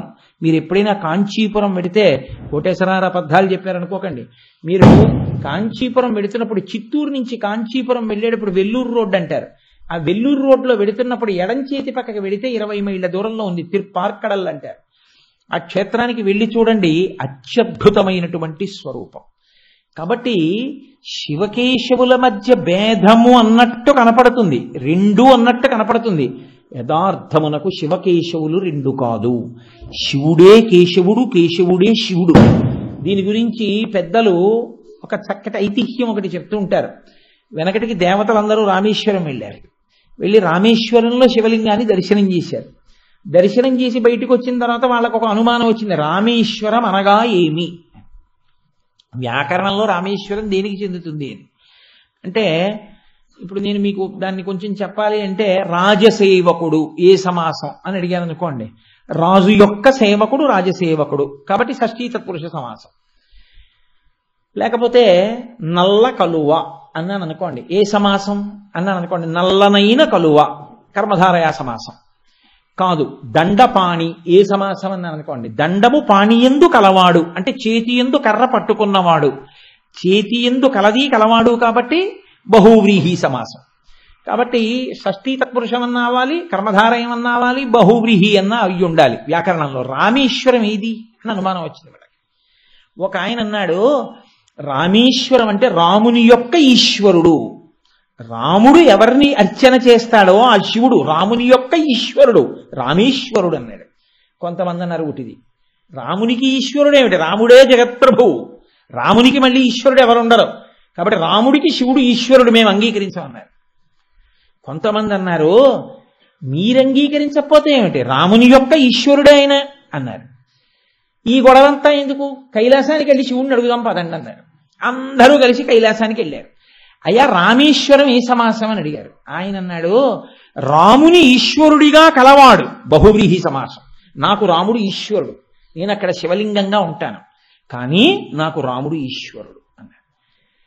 అంటే అయ్యయ్యో అని బయటకు వచ్చేసారు. బయటకు వచ్చేసి శివుని యందు అనురక్తి కలిగిన వాళ్ళు అన్నారు, శివుడు జ్ఞాని కాబట్టి ఆయన ఇప్పుడు తన గొప్ప చెప్పడం, కాబట్టి ఆయన అలా అన్నాడన్నీ ఉట్టిది. నిజానికి రాముడు ఈశ్వరుడిగా కలవాడు కాడు, రాముని యొక్క ఈశ్వరుడు. షష్ఠీ తత్పురుషమే కరెక్ట్, బహువ్రీహి కాదు. ఆయన అలా అన్నాడంతే అన్నారు. సరే ఈ గొడవ ఎందుకు, వైకుంఠానికి వెళ్ళి విష్ణువుని అడుగుదాం, రాముడు విష్ణువు కదా ఆయన అడుగుదాం అని వైకుంఠానికి వెళ్ళారు. అయ్యా అది షష్ఠీ తత్పురుషమా బహువ్రీహియా అంటే శ్రీ మహావిష్ణువు అన్నారు. ఆయన అలాగే అంటారు, శివుడు పెద్ద ఆయన గౌరవం, కానీ అసలు నిజం నేను చెప్తాను, రాముని యొక్క ఈశ్వరుడు నాకు ఈశ్వరుడు ఆయనే, కాబట్టి ఆయనే నాకు ఈశ్వరుడు అన్నారు. శివకేశవులకు వ్యాకరణం తెలియదా ఏమి, ఇద్దరు ఓ గురువు గారి దగ్గర చదువుకోలేదా? ఇదెక్కడ గొడవ, ఆయనేమో రాముని ఈశ్వరుడిగా కలిగిన వాడిని అంటాడు, ఈయనేమో రాముని యొక్క ఈశ్వరుడు అంటాడు.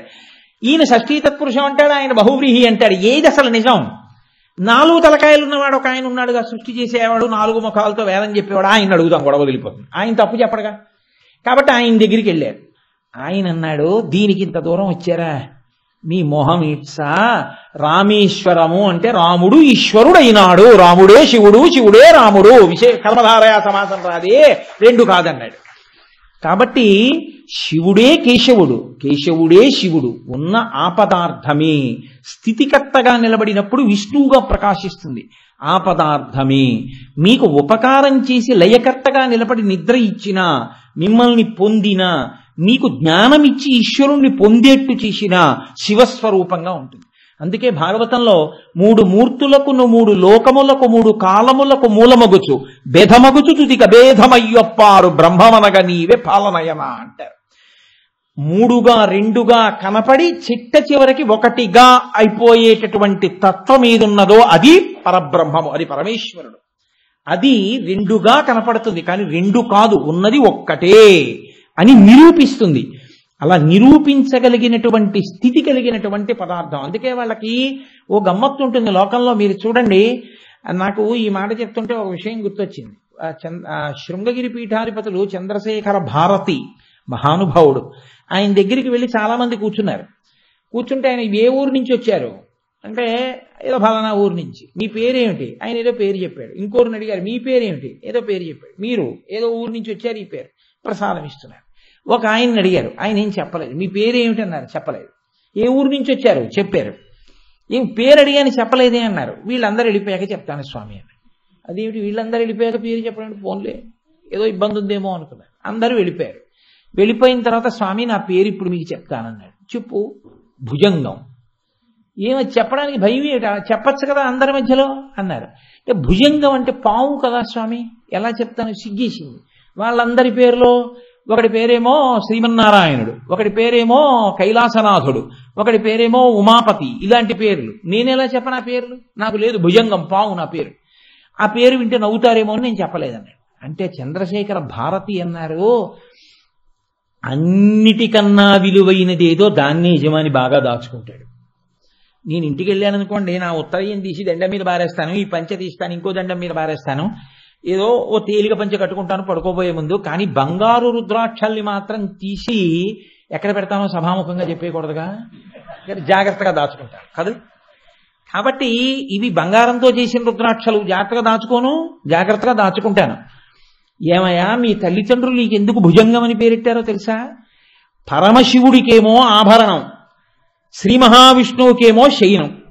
ఎవడు ఇంట్లో ఏది ఎలా ఉన్నా పక్క దులుపుకుని జాగ్రత్తగా వేసుకుంటాడా, వేసుకోడా? శ్రీ మహావిష్ణువుకి పడుకోవడానికి శయ్య, పరమశివుడికి మెళ్ళో వేసుకునే ఆభరణం. కాబట్టి ఇద్దరూ ఎప్పుడూ నిన్ను జాగ్రత్తగా కాపాడుకుంటారు. ఇద్దరూ నిన్ను ఎప్పుడూ పొదివి పట్టి కాపాడాలని నీకు భుజంగం అని పేరెట్టారు. సంతోషంగా నాగాభరణుడు నాగశయనుడు ఇద్దరికీ చెందినవాణ్ణి అని చెప్పుకోకుండా సిగ్గుపడతావేమయా అన్నారు. అంటే ఆయన అన్నాడు, నేను ఇంకెప్పుడు ఎక్కడికి వెళ్ళినా సంతోషంగా నా పేరు భుజంగం అని చెప్పుకుంటా అన్నాడు. కాబట్టి శివకేశవుల యొక్క తత్వము ఒకటిగానే ఉంటుంది, వాళ్ళిద్దరూ ఒక్కటే. కానీ రెండుగా కనపడడంలోనే దాని యొక్క వైవిధ్యం అంతా ఉంది. కానీ రెండు కాదు, ఉన్న పదార్థము మాత్రం ఒక్కటే. మీరు చూడండి, అందుకే దీన్ని తీయడానికి పెద్దలు ఒక మాట చెప్తారు. పరమశివుడికి వామదేవ, శ్రీ మహావిష్ణువుకి వాసుదేవ. ఆయన వాసుదేవుడు, ఈయన వామదేవుడు. ఏమిటి అక్షరం మారింది ఇద్దరికి? ఒకరికి సు, ఒకరికి మా. వాసుదేవాలో సు ఉంది, మా లేదు. ఈయనకి వామదేవాలో మా ఉంది, సు లేదు. ఇప్పుడు ఆ సు మా పైకి తీసి పక్కన పెట్టండి. సుమ, పువ్వు. సుమ అంటే పువ్వు. సుమ, నీకు జ్ఞానము కలిగితే ఉన్నది ఒక్కటే, నీకు ఆ జ్ఞానము కలగనంతసేపు చాలా ఉన్నాయన్నట్టు కనపడుతుంది. సుమ, పువ్వులో తేడా వస్తుందేమో, పత్రిలో తేడా వస్తుందేమో. ఇక్కడికి వస్తే బిల్వం వేస్తావు, అక్కడికి వెడితే తులసి వేస్తావు. కానీ ఉన్న పదార్థము మాత్రము ఒక్కటే. వాసుదేవ వామదేవ పేర్లతో ఉంటారు. అంటే అదే తత్వము రెండుగా ప్రకాశిస్తున్నటువంటి ఒకటి అయి ఉన్నది. అందుకే ఇక్కడ ఆంధ్రదేశంలో తక్కువ, ద్రవిడ దేశంలో శంకరనారాయణ అన్న పేరు చాలా ఎక్కువ. ప్రశ్నోత్తరమాలిక అని శంకర భగవత్పాదులు ఒకటి స్తోత్రం చేశారు. అందులో అసలు భగవంతుడెవరు అంటే శంకరనారాయణుడు అంటారు. శంకరనారాయణ ఈశ్వర తత్వం అది. కాబట్టి మీరు చూడండి, అటువంటి పరమేశ్వరుణ్ణి మనం కార్తీక మాసంలో దీపం మీదకి పిలిస్తే దామోదరం ఆవాహయామి, దామోదరుణ్ణి పిలుస్తున్నాను అంటాం. ఏమి దామోదర అన్న నామంతోనే ఎందుకు పిలవాలి? విష్ణువుని ఇంకా చాలా పేర్లు ఉన్నాయిగా. విశ్వం విష్ణుర్వషట్కారో భూత భవ్య భవత్ప్రభు భూత వృద్ధావో భూతాత్మా భూతభావన, చాలా పేర్లున్నాయి. అన్నీ వదిలి దామోదర ఎందుకు? కార్తీక దామోదరుడికి నైవేద్యాలు పెట్టామండి, కార్తీక దామోదరుడికి దీపాలు పెట్టామండి అంటారు. ఏమిటా దీపం? అసలు నీకు బయట ప్రకాశం కాదా దీపం? ఏమిటో ఇక్కడ ప్రకాశిస్తే నువ్వు కార్తీక దీపం పెట్టినట్టు. ఆ కార్తీక దీపం ఇక్కడ వెలగాలి, నీలో వెలగాలి. ఏమిటా దీపం? దామోదరా అన్న మాటకి రెండు అర్థాలు చెప్తుంది అమరకోశం. ఉదరే దామయస్యతీతి దామోదర. కడుపు మీద తులసీదళములు ఉన్నవాడు, కడుపు మీద తులసిమాల వేయబడినటువంటి వాడికి దామోదర అని పేరు కాదు. దామ్నే ఉదర మాత్ర బద్ధతీతి ఇది దామోదర. ఎవరి కడుపు త్రాటి చేత కట్టబడిందో ఆయన్ని దామోదర అని పిలుస్తారు. ఎవరైన? శ్రీ మహావిష్ణువు. శ్రీ మహావిష్ణువు అంటే నిజానికి మీ కంటికి కనపడే తత్వం ఆయన. ఆయన మీ కంటికి దొరకడు. ఇంతంతైవటుడింతయై మరుయుతానింతయ్య భో వీధిపయ్యంతై చంద్రుని ఇంతంతైవటుడింతయై మరుయుతానింతయ్య భో వీధిపై అంతై చంద్రునకంతయై అభో ప్రభారాశిపై అంతై ధ్రువమండలముపై అంతై అంటూ పెరిగిపోయినటువంటి విష్ణువు హరిమయము విశ్వమంతయు, హరి విశ్వమయుండు. హరిమయము కాని ద్రవ్యము పరమాణువు లేదు వంశపావన వింటే అంటాడు భాగవతంలో శుకమహర్షి. అసలు ఆయన కానిది ఆయన లేనిది ఈ లోకంలో లేదు, అంతా హరిమయమే. అయినా హరి కనపడుతున్నాడా? కనపడడం. ఆయన కనపడకుండా మిగిలినవన్నీ కనపడుతుంటాయి. పైగా ఆయన లేనిదేది? అంతా నిండిపోతాడు ఆయన. రవిబింబంబుపమింప పాత్రమగు ఛత్రమై శిరోరత్నమై శ్రవణాలంకృతయై గళాభరణమై సవర్ణ కేయూరమై చెవిమత్కంకణమై కటిస్థలి ముదంచద్ధంటయై నూపుర ప్రవరంబై పదపీఠమై వటుడుతా బ్రహ్మాండమున్ నిండుచు అంటారు పోతన గారు. బ్రహ్మాండమంతా నిండిపోయేటట్టు పెరగగలిగిన వాడు. అత్యతిష్ట దశాంగుళం. ఈ బ్రహ్మాండమంతా నిండి నిబిడీకృతమైపోయినటువంటి వాడు. అటువంటి పరాత్పరుడైనటువంటి శ్రీ మహావిష్ణువు ఆయన ఉదరే దామ యస్యతీతి దామోదర. ఆయన కడుపు మీద తులసిమాలతో మీ మాంసనేత్రమునకు దొరుకుతాడు. ఎందుకు దొరుకుతాడు అంటే ఆయన ప్రీతి పొందడానికి మీరు ఆయనకి ఇవ్వగలిగినది లేదు. బ్రహ్మాండమంతా ఆయనే అయి అన్నీ ఆయనే అయిన వాడికి మీరేమిచ్చి ఆయన ప్రీతి పొందేటట్టు చేస్తారు చెప్పండి? మీరు మా ఇంటికి వచ్చి మా ఇంట్లోవి నాకు ఇచ్చి నాకు ఎలా ప్రీతి కల్పిస్తారు? మీరు కల్పించడం కుదరదు. కానీ అంతటివాడు దేనికి పొంగిపోతాడో తెలుసా అండి? మీరు భక్తితో ఒక్క తులసి దళాన్ని ఆయన పాదముల మీద వేస్తే పొంగిపోతాడు. ఆయన భవిష్యోత్తర పురాణంలో ప్రతిజ్ఞ చేశాడు, ఏకేన తులసి మాత్ర దళేనాపి నరోత్తమ పూజయేద్ భక్తిభావేన తంరక్ష నీతిమత్పణః అన్నాడు. భక్తితో నా పాదాల మీద ఒక్క తులసి దళాన్ని తీసుకొచ్చి ఎవరు వేస్తారో వాళ్ళకి నేను లొంగిపోతానయ్యా అన్నాడు. కాబట్టి ఇప్పుడు దామోదర శబ్దానికి అర్థం ఏమిటో తెలుసా అండి? అసలు మీ కంటికి దొరకకుండా మీ ముందే ఉండి లోపల బయట వ్యాపించి ఎప్పుడు రక్షణ చేసేటటువంటి భగవంతుని యొక్క తత్వం ఏదుందో అదే విష్ణుతత్వము. అటువంటి విష్ణుతత్వము అందుకే ఆ తులసి దళంతో ఆయన పూజ. శ్రీ రఘురామచారు తులసీదళదామ చమక్షమాది శృంగార గుణాభిరామ త్రిజగన్నుత శౌర్య రమాలలామ దుర్వారక బంధ రక్షస విరామ జగజ్జన కల్మషార్ణవోత్తారక నామ భద్రగిరిద జలధీ కరుణాపయోనిధి అంటారు గోపరాజు గారు. తులసీదళధామ. ఆయనకి ఒక్క తులసి దళం సమర్పిస్తే పొంగిపోతాడు, పొంగిపోయి లొంగిపోతాడు, వెంట తిరుగుతాడు. మీరేమివ్వగలరు? ఏమివ్వకర్లా. భక్తితో ఈశ్వర అంతా నీది అని మీరు ఒక తులసి దళం వేస్తే పరవశించిపోవడం ఆయన లక్షణం కాదు. ఆయన దామ్నే ఉదర మాత్ర బద్ధతీతి దామోదర. ఆయన పొట్ట అమ్మ తాటితో కట్టేసింది ఒకసారి. ఎవరి పొట్ట? అదే సామాన్యమైన పొట్ట కాదు. కుప్పించి ఎగసిన కుండలంబుల కాంతి గగనభాగం బెల్ల కప్పికొనగా ఉరికిన నోర్వక ఉదరంబులోనున్న జగముల వ్రేగున జగతి కదులా అంటారు భీష్మాచార్యుల వారు. ఆయన దూకితే రథంలోంచి ఆయన కడుపులో ఉన్న లోకాలన్నీ కదిలి, అన్ని లోకాలని తన కడుపులో పెట్టుకున్నటువంటి విష్ణువు యొక్క కడుపు లోకముల కన్నా పెద్దదా కాదా? ఆ కడుపుని కట్టగలిగిన తాడు లోకంలో ఉంటుందా?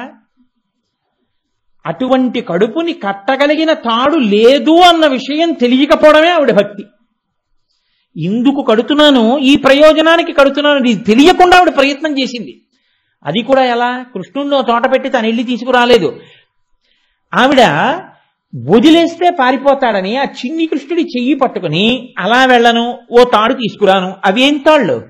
కవ్వానికి పెట్టి ఇంతకుముందు చల్ల చెయ్యగా ఒరిపిడి చేత బాగా నలిగిపోయినటువంటి తాళ్ల పరంపర తీసుకొచ్చి కడుపు చుట్టూ తిప్పేది. సరిపోయేది కాదు, 2 అంగుళాలు తక్కువ వచ్చేది. ఇంకో తాడు తెచ్చేది, ఇంకో ముడేసేది. ఇలా తెస్తోంది, ముడేస్తోంది, తెస్తోంది, ముడేస్తోంది, పొట్టకి సరిపోవట్లేదు. ఆవిడకి అనుమానం రావాలా? ఆవిడికి రాలేదు. అది భక్తి. ఆయన ఏం చేస్తున్నాడు? ఏమీ తెలియని వాళ్ళ ఏడుస్తున్నాడు. అది విచిత్రం. నవ్వుతూ అమ్మా నువ్వు నన్ను కట్టలేవంటం లేదు.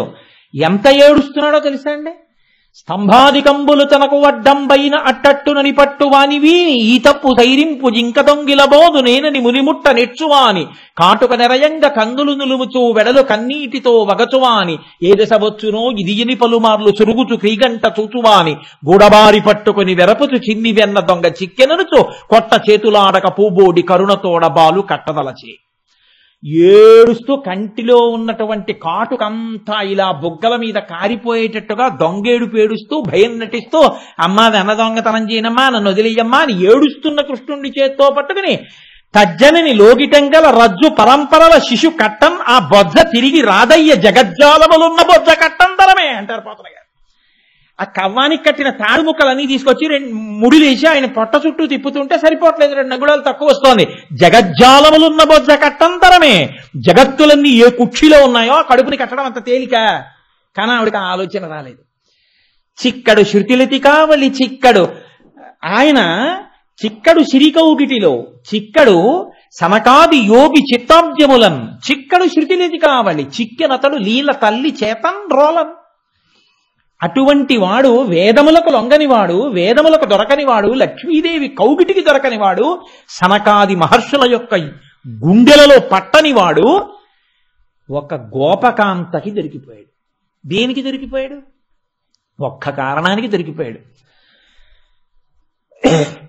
బొడల చెమటలొదల ఉత్తరీయము జార తురుముకున్న విరులు జారిరాల పట్టరాని తనను పట్టెదనిని చింత కట్టుకున్న తల్లి కరుణ చూచి, అయ్యో ఈ పిల్లాన్ని పట్టుకోలేము, వీడి జగత్తులని కడుపులో పెట్టుకున్నవాడు నా పిల్లాళ్ళ కనపడుతున్నాడు, వీడిని ఎవరు పట్టుకోగలరు, పట్టుకోలేరన్న విషయాన్ని తెలుసుకోకుండా వీడు నా కొడుకు, నేను పట్టుకోగలనన్న పూనికతో తన వెంటపడి తనని పట్టుకోవాలని ప్రయత్నిస్తున్న తల్లి యొక్క పట్టుదలకి అలా వెంటపడుతుండగా ఆవిడికి చెమట పట్టి ఆవిడ వేసుకున్న పమిట జారిపోయి ఆవిడ కొప్పు విడిపోయి అందులోనున్న పూలు నేలరాలి పడిపోతే, అయ్యో నన్ను పట్టుకోలేరు ఎవ్వరు అని తెలుసుకోలేక నన్ను పట్టుకుంటానని వెంటపడి కష్టపడుతున్న అమ్మకి నేను పట్టుపడకపోతే ఎలాగని పట్టుబడిపోయాడు ఆయన.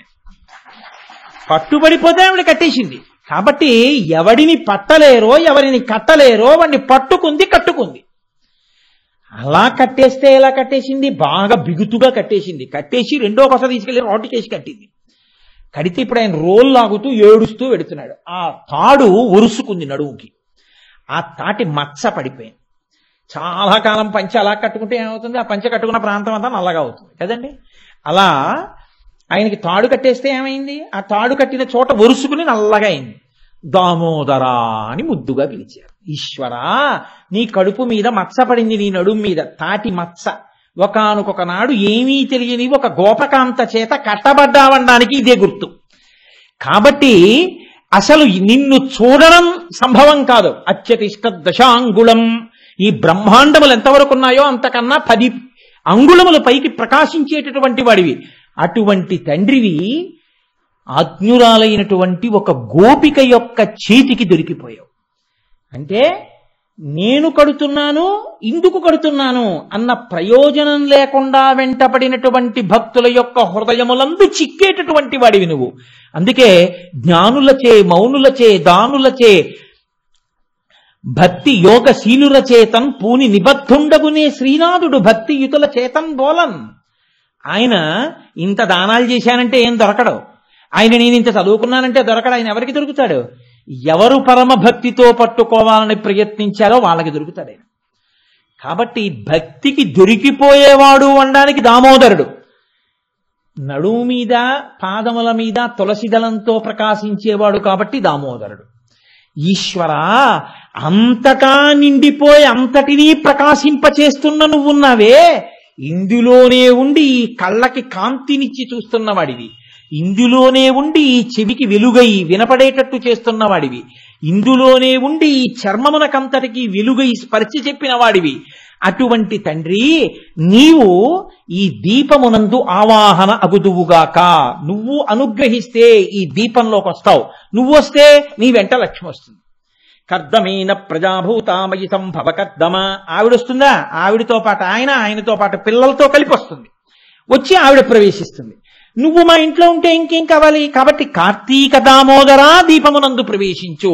దామోదరం ఆవాహయామి అంటే భక్తికి లొంగిపోతాడన్న విషయాన్ని మీరు పూనికతో మీ మనసులో పట్టుకున్నారనడానికి గుర్తు మీ ఇంట వెలుగుతున్న దీపం కాదు. ఉమా సహిత త్రయంబకమావాహయామి. మీరు తత్వాన్ని జాగ్రత్తగా పరిశీలనం చేయండి. త్రయంబకుడు అన్న మాటకు అర్థం ఏమిటో తెలుసా అండి? లోకానాం త్రయాణం, ఈ లోకములు 3 లోకములకు కూడా ఎవరు అంబకః, ఎవరు తండ్రిగా పిత, ఆయన తండ్రిగా ప్రకాశిస్తూ ఉంటాడో, ఈ 3 లోకములలో ఉన్న సమస్త జీవరాశులకి తల్లి తండ్రి కూడా అయి ఉన్నాడో ఆయనకి త్రయంబకుడని పేరు అమరకోశంలో. తండ్రికి ఉన్న లక్షణం ఏమిటో తెలుసా అండి? మీ సుఖాన్ని చూస్తే పొంగిపోవడం, మీకు ఆపదొస్తే కరిగిపోవడం. మీరు జాగ్రత్తగా గమనించండి. మిగిలిన వాళ్ళు మీ సుఖాల్లో స్థానాన్ని అడుగుతారు. భార్య, ఆయన సుఖంలో ఆవిడికి స్థానం ఉంటుంది. ఏదో అన్నయ్య ఆస్తిలో వాటా ఉంటుంది, తమ్ముడు ఆస్తిలో వాటా ఉంటుంది, చెల్లెలు ఎంత కాదన్నా అన్నకి చెల్లెలకి మధ్య కూడా ఇచ్చుకోవడాలు పుచ్చుకోవడాలు, ఎవరి ఆస్తులు వాళ్ళవి, ఎవరి గొడవలు వాళ్ళవి, ఎవరి కుటుంబాలు వాళ్ళవి ఉంటాయి. ఒక్క తండ్రి మాత్రం కొడుకు పొందిన సుఖములలో నాకు స్థానము కావాలని అడగడు. అన్నీ కొడుక్కిచ్చి కొడుకు సుఖాన్ని చూసి తాను సుఖపడతాడు. ఆయన రిటైర్ అయిపోవలసిన అవసరం ఆయనకి లేదు. ఆయన ఇంకా ఓపిక ఉంది, ఉద్యోగం చేయగలడు. కొడుకు అన్నాడు, నాన్నగారండి నేను అమెరికా వెళ్ళిపోతే అక్కడ ఎంఎస్ చదువుకుంటే నాకు మంచి ఉద్యోగం వస్తుంది, నేను వెళ్ళిపోతాను, నాకు మీరు ఎలాగైనా నాన్నగారండి ఒక్క 3 లక్షలు ఇవ్వండి అన్నాడు. ఎక్కడి నుంచి వస్తుంది? అప్పు ఉంది 2 లక్షలు వీడిని ఇంజనీరింగ్ చదివించడానికి. ఆయన విఆర్ఎస్ పెట్టేసి స్వచ్ఛంద పదవీ విరమణలో 5 లక్షలు తెచ్చి 3 లక్షలు కొడుకు ఇచ్చి 2 లక్షలు అప్పు తీర్చాడు. వీడు అమెరికా వెళ్ళాడు. వెళ్ళి నాన్నగారండి ఇక్కడ చదువుకున్నాను, నాన్నగారండి నాకు మంచి ఉద్యోగం వచ్చింది, నాన్నగారండి నాకు ఇంత జీతం, నాన్నగారండి నేను కారు కొనుక్కున్నాను, నాన్నగారండి నేను ఇల్లు కొనుక్కున్నాను అంటాడు. నాన్నగారండి నేను ఇల్లు కొనుక్కున్నాను, నాన్నగారండి నేను ఏసీలు పెట్టించుకున్నాను, నాన్నగారండి నాకు 2 కార్లు ఉన్నాయన్నప్పుడు ఈ పెద్ద ఆయన, ఎరా నాకు కారు కొనిపెట్టావా, నా గదులు ఏసీ చేయించావా, నాకు పంచెల చాపులు పంపించావా అని అడగడు. నా కొడుకు అక్కడ సంతోషంగా ఉన్నాడండి చాలదా అంటాడు. మీరు చూడండి, అది పితృహృదయం. వాడు నా దగ్గర లేడు కదండి, ఇక్కడ ఉంటే నాకు ఎంత సంతోషంగా ఉండునండి అండవు. తన పక్కన లేడే కొడుకు, తన పక్కన కొడుకుంటే కాఫీ గుండ కావాలంటే తను వెళ్ళక్కర్లేదు, కొడుకు వెళ్ళి తెచ్చిపెట్టి ఉండేవాడు. తలుపు చప్పుడైతే తను లేచి వెళ్ళి తలుపు తెరవక్కర్లేదు, కొడుకు వెళ్ళి తలుపు తీసి ఉండేవాడు. అంత పెద్ద వయసులో అన్ని తను ఎందుకు చేసుకుంటున్నాడు? కొడుకు అమెరికాలో కూర్చోబట్టి. మరి వాడు అక్కడ కూర్చున్నాడంటే వాడికి కార్లుంటే ఎవడక్కాలి, మేళ్ళుంటే ఎవడక్కాలి, నా పక్కన ఉంటే నేను ఎంత సుఖపడదును అంటాడని మీరు అనుకుంటున్నారా? తండ్రి అండవు. ఏమంటాడో తెలుసా అండి, అక్కడ వాడు సుఖంగా ఉన్నాడండి, సంతోషంగా ఉన్నాడండి, చాలదా అంటాడు. అంటే వాడు సుఖంగా ఉంటే చాలు, తను ఎలా ఉన్నా పర్వాలేదు. ఇది తండ్రి. వాడికి కష్టం వచ్చింది అనుకోండి, వాడు అమెరికాలో ఉండి మళ్ళీ ఏదో కష్టం వచ్చింది, వాడి దగ్గర 50 లక్షలు ఉన్నా వాడు ఎప్పుడు నాన్నగారండి మీరు ఉంచుకోండి 10 లక్షలు ఎప్పుడు పంపిన పాపానికి పోలేదు. పెద్ద ఆయనకి మిగిలిపోయింది ఏమిటంటే ఓ పెంకుటిల్లు మిగిలిపోయింది. కానీ కొడుకుని చూడాలని ఆర్తి ఎక్కువైపోయింది అనుకోండి, అది కూడా అమ్మేసి విమానం ఎక్కి కొడుకు దగ్గరికి వెళ్తాడు చూడడానికి. ఆ తర్వాత వాడు చూడకపోతే బయటికి వచ్చి ఎదురింటి అరుగు మీద కాపురం చేస్తాడు.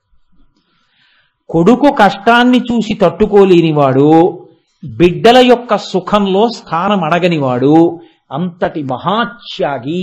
ఒక్కటే కారణం, తనూభవులు వీళ్ళందరూ నా అంశ, నా కొడుకంటే నా అంశ అని. అందుకే ఆత్మా వైపుత్రనామాశి అంటుంది. తండ్రిలోని తేజస్సే కొడుకు రూపంలో బయట తిరుగుతూ ఉంటుంది. ఈ దీపం నిధనం అయిపోతుంది, ఆ దీపం వెలుగుతూ ఉంటుంది. మీరు చూడండి, ఒక దీపంలో చమురు అయిపోతూ ఉంటుంది, ఇంకా దీపం కొండెక్కే స్థితి వస్తుంది. ఈ దీపాన్ని తెచ్చి ఆ దీపంలో వెలిగిస్తారు, ఆ దీపం వెలుగుతూ ఉంటుంది. ఆ దీపం వంక చూస్తూ నేను దీన్ని వెలిగించానని ఈ దీపం నిధనం అయిపోతుంది. నిధనమైపోయే దీపం తండ్రి, ప్రకాశిస్తున్న తైలపూర్ణమైనటువంటి ప్రమిదలోని దీపం కొడుకు. రెండిటికి అభేదం. భారతం మహాతల్లి దితి కశ్యపుల మధ్య సంవాదంలో ఈ చర్చ వస్తుంది. నేను అందులోంచి తీసి మీకు చెప్తున్నది. కాబట్టి కష్టంలో పాలు పంచుకుంటాడు మీరు అడగకపోయినా పరిగెత్తుకొచ్చి, సుఖంలో స్థానం అడగడు. నేను చూశానండి, తండ్రి రాత్రింబవళ్ళు నెత్తి మీద బట్టేసుకుని రోహిణీ కార్తిలో ఎదురుగుండా నిలబడి కింద పడ్డ సిమెంట్ కూడా ఎత్తించి ఎక్కడ కొడుక్కి ఖర్చు అయిపోతుందో అని బ్రహ్మాండమైన భవంతంతా కట్టిస్తే, గృహప్రవేశం చేసుకున్న కొడుకు అన్నీ పెట్టించేసుకున్న తర్వాత ఏసీలు అవి, కొంతమంది పుణ్యాత్మలు ఉంటారు, నేను అందరినీ ఒక గాట కట్టి మాట్లాడటం లేదు. నాన్నగారు ఇంటికి వస్తున్నారు అంటే, నాన్నగారు వస్తున్నారు, నాన్నగారి కంట అన్నీ పడిపోతే ఇంత సంపాదించాడు కొడుకని ఏమైనా మళ్ళీ రేపొద్దున చెల్లెలికో అక్కకో తమ్ముడికో ఇమ్మంటాడేమోనని తండ్రి గారికి కనపడకుండా కొన్ని గదులు తాళం వీసిన కొడుకులు నాకు తెలుసు. కానీ తండ్రి చిన్నపుచ్చుకోడు. అది తండ్రితనం. లోకంలో ఒక్క బిడ్డని కన్న తండ్రికి, 4 బిడ్డల్ని కన్న తండ్రికే ఇంత త్యాగబుద్ధి తనంత తానుగా వచ్చేసింది. అసలు తండ్రికి జీవితంలో ఉండేటటువంటి అత్యంత సుఖం ఏమిటో చెప్పనా అండి? పైకి చెప్పుకోకపోవచ్చు, కానీ చాలా మంది ఐశ్వర్యములలోకెల్లా ఐశ్వర్యము పుత్రగాత్ర పరిష్వంగము. కొడుకుని కౌగలించుకున్నప్పుడు తండ్రి పొందేటటువంటి ఆనందంలోట మీరు ఎన్ని తీసుకొచ్చి ఇవ్వండి, తండ్రికి ఐశ్వర్యము కాదు. అందుకే తండ్రి ఐశ్వర్యమునకు పరాకాష్ఠ ఏమిటంటే ఒక చూరు కింద తండ్రి కొడుకు ఉండడం. ఈయన ప్రాణోత్క్రమణం అయిపోతుంటే ఆ కొడుకు వచ్చి ఒళ్ళో తల పెట్టుకుని నాన్నగారి యొక్క గుండెల మీద రాస్తుండగా కొడుకు వంక చూస్తూ ప్రాణం వదిలిపెట్టడం. ఆ కొడుకు తండ్రి కలిపి అన్నం తినడం.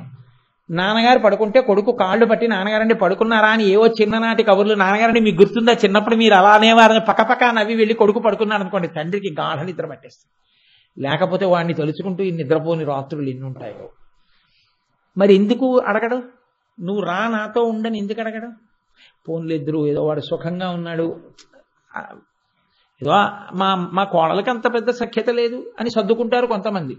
వాడేదో ఐశ్వర్యానికి వెంపర్లాడుతున్నాడు సర్దుకుంటారు కొంతమంది. అంతేకాని బయటికి వచ్చి నాకు ఈ సుఖం పోయిందండి, వాడు అలా ఉండకుండా ఉండవలసింది అన్న తండ్రిని నాకు చూపించండి అన్నాడు తండ్రి. ఇది తండ్రితనం. ఉమా సహిత త్రయంబకమావాహయామి. తండ్రే ఇలా ఉంటే ఇక తల్లి ఎలా ఉంటుందండి? లోకములను కన్న తల్లి మా అమ్మ జగదంబ పార్వతీదేవి. వాగర్ధావివ సంపృక్తౌ వాగర్ధ ప్రతిపత్తయే జగత పితరౌ వందే పార్వతీ పరమేశ్వరౌ. ఈశ్వర, నేను సుఖములలో ఉన్నప్పుడు నిన్ను పిలిచానో పిలవలేదో? కార్తీక మాసం కదూ, బయట ప్రమాదకరమైనటువంటి వాతావరణం నడిచే కాలం కదూ. కాబట్టి నువ్వున్నావో శివుడవు, నువ్వున్న చోట మంగళం తప్ప అమంగళం ఉండదు. శివ అంటేనే మంగళం. కాబట్టి శంకరా నువ్వేం చేస్తావో తెలుసా? అమ్మతో కలిసి వచ్చి ఈ దీపంలో నించు. కాబట్టి సులభుడుగా లొంగే వాళ్ళు ఎవరంటే తండ్రితనం ఉన్నవాడు, దామోదరుడిగా ఉన్నవాడు. అది మీరు విష్ణువుని దామోదరుడనండి, పరమశివుణ్ణి త్రయంబకుడనండి, ఏ పేరుతో పిలవండి, ఆ రెండు సౌలభ్యం మీకు లొంగేటటువంటి పేర్లు. అందుకని దీపం పెడతారు. అంతేకాని దీపం పెట్టి దీపాన్ని వదిలేయమని కాదు. దీపం పెట్టి అక్షతలు వేసి చెప్పాలి, త్రయంబకమావాహయామి లేదా దామోదరమావాహయామి అని చెప్పాలి. కాబట్టి శివకేశవులు రెండు కాదు, ఒక్కటే. ఒక్క మాట చెప్పి ఇవాళ ఉపన్యాసాన్ని పూర్తి చేస్తాను. కాబట్టి మనకి లోకంలో చూడండి, ఎక్కడైనా ఏదైనా భోజనాలు చేస్తున్నారనుకోండి, నమ పార్వతీపతయే హర హర మహాదేవ అన్నాను అనుకోండి, ఏమంటారు మీ అందరూ? హర హర మహాదేవ. నమ పార్వతీపతయే అన్నాను అనుకోండి, హర హర మహాదేవ అంటారు. హర హర హర హర అంటారు చిందేస్తే. ఆయన దగ్గరికి వెడితే ఏడుకొండలవాడ వెంకటరమణ అన్నాను అనుకోండి, గోవిందా గోవింద అంటారు. ఏమి నామాలు ఏమిటి? నేను ఏడుకొండలవాడ వెంకటరమణ అన్నాను అనుకోండి, విశ్వం విశ్వం అనొచ్చగా, విశ్వం విష్ణుద్వచత్కారో భూత భవ్య భవత్ప్రభో ఆయన పేర్లేగా. ఎందుకంటారు గోవిందాయే అంటారే? ఈయన దగ్గరికి వెడితే నమ పార్వతీపతయే అన్నాను అనుకోండి, త్రయంబక అనొచ్చు కదా, హర హర అంటారు ఎందుకు? ఈ రెండు ఎవరు చెప్పారో తెలుసా అండి? ఇద్దరు చిన్నపిల్లలు చెప్పారు. చిన్నపిల్లలకి అబద్ధాలు ఆడడం చేత కాదు, వాళ్ళు ఉన్నది ఉన్నట్టు చెప్తారు. ఇద్దరు చిన్నపిల్లలు చెప్పారు ఈ రెండు పేర్లు అంత గొప్పవి అని. ఎవరో తెలుసా? హరహర. ఆ నామం ఎంత గొప్పదో చెప్పిన వాళ్ళు. అందుకే జయ జయ శంకర హర హర శంకర అంటూ పెడుతుంటాం. ఆ హరహర అండంలో రహస్యం ఏంటంటే, జ్ఞాన సంబంధ నాయనర్ అని ఒక ఆయన ఉండేవారు, మహానుభావుడు. 63 మంది నాయనార్లలో ఆయన చిన్న పిల్లాడు. కానీ ఆయన చిన్నతనంలో పార్వతీదేవి యొక్క స్తన్యమును గ్రోలేరు, పాలు త్రాగారు అమ్మవారి దగ్గర. ఆయనకి పరమశివ జ్ఞానం వచ్చేసింది. ఆయనతో ఒకనకొకప్పుడు జైనులు వాదించారు, అసలు శివుడుంటే నువ్వు నిరూపించు, మేము మాది నిరూపిస్తామని. ఒక పరీక్ష పెట్టారు. ఏమిటా పరీక్ష అంటే, ఈయన నిజమైతే ఈయన భగవంతుడి యొక్క నామాన్ని ఆకు మీద రాసి ప్రవాహంలో వెయ్యాలి. ఆ నదీ ప్రవాహం వెళ్ళిపోతున్న దాంట్లో ఆకు కొట్టుకుపోకుండా ఎదురు వెళ్ళాలి. అగ్నిహోత్రంలో ఆకు పడేయాలి, కాలిపోకుండా ఆకు అలాగే ఉండాలి పచ్చిగా. ఉంటే శివుడు గొప్ప, ఏది నిరూపించు అని జైనులు వారి సిద్ధాంతం ఏదో వారి భగవన్నామాన్ని రాసి వారు నదిలో వేశారు. అది వెళ్ళిపోయింది ప్రవాహం వాళ్ళు. ఈయన హరహర అని రాసి వేశాడు, అది ప్రవాహానికి ఎదురొచ్చింది. వాళ్ళు అగ్నిలో వేశారు, కాలిపోయింది. ఈయన అగ్నిలో హరహర అని రాసి ఆకు వేశాడు. ఆ ఆకు ఎంత అగ్నిహోత్రంలోనూ పచ్చిగానే ఉండిపోయింది. హరహర పాపములను హరించగలిగిన శివనామములలో ఆ నామమంత గొప్పదని నిరూపించిన వాడు చిన్నవాడైన జ్ఞానసంబంధర్. విష్ణునామములలో గోవిందనామం అంత గొప్పదని నిరూపించిన వారు శంకర భగవత్పాదులు. చాలా చిన్న వయసులో ఉండగా గోవింద భగవత్పాదాచార్యుల వారి దగ్గర సన్యాసం తీసుకుని కాశీపట్టణానికి వెడితే ఆయన ఓ వృద్ధ బ్రాహ్మణుడు వ్యాకరణ సూత్రాలు వల్లించుకుంటూ కనబడ్డారు. భజ గోవిందం భజ గోవిందం గోవిందం భజ మూఢమతే అన్నారు. గోవిందా గోవిందా అనరా అని చెప్పారు శంకరాచార్యుల వారు. జగద్గురువైన శంకర భగవత్పాదులు భజ గోవిందం భజ గోవిందం గోవిందం భజ మూఢమతే అనబట్టి మనం ఏమంటాం? ఏడుకొండలవాడ వెంకటరమణ గోవిందా గోవింద, నమ పార్వతీపతయే హరహర మహాదేవ. హరహర జ్ఞాన సంబంధం, గోవింద గోవింద శంకర భగవత్పాదులు. ఈ రెండు నామములు ప్రతి చోట మనం చెప్పుకుంటాం. అలాగే త్రయంబకం దామోదరం, ఆ రెండు నామములు అంత సౌలభ్యమైన నామములు. అందుకని వాటిని దీపం మీదకి ఆవాహన చేస్తాం. ఆవాహన చేసి మనం కార్తీక మాసం అంతా ఉపాసన చేస్తాం. ఉపాసన చేసేటప్పుడు ఇక భేదమేమి ఉండదు. శివుడే విష్ణువు, విష్ణువే శివుడు, ఆ భావనతోనే పూజ చేస్తారు. అందుకే ఆకాశదీపం విష్ణువాలయంలోనూ ఎత్తుతారు, ఆకాశదీపం శివాలయంలోనూ ఎత్తుతారు. రెండు చోట్ల ఆకాశ దీపాలు ఎత్తుతారు. అంత పరమ ప్రఖ్యాతమైనటువంటి కార్తీక మాసంలో శివాష్టోత్తర శతనామ స్తోత్రాన్ని పార్వతీదేవికి ఉపదేశం చేసిన వారెవరు? శ్రీ మహావిష్ణువు. ఆయన ముందు పరమశివుని యొక్క శరీరంలో సగభాగాన్ని పొందారు కాబట్టి ఆయన అమ్మవారికి ఉపదేశం చేశారు. ఉపదేశం చేస్తూ ఇది నాకెవరు నేర్పారో తెలుసా?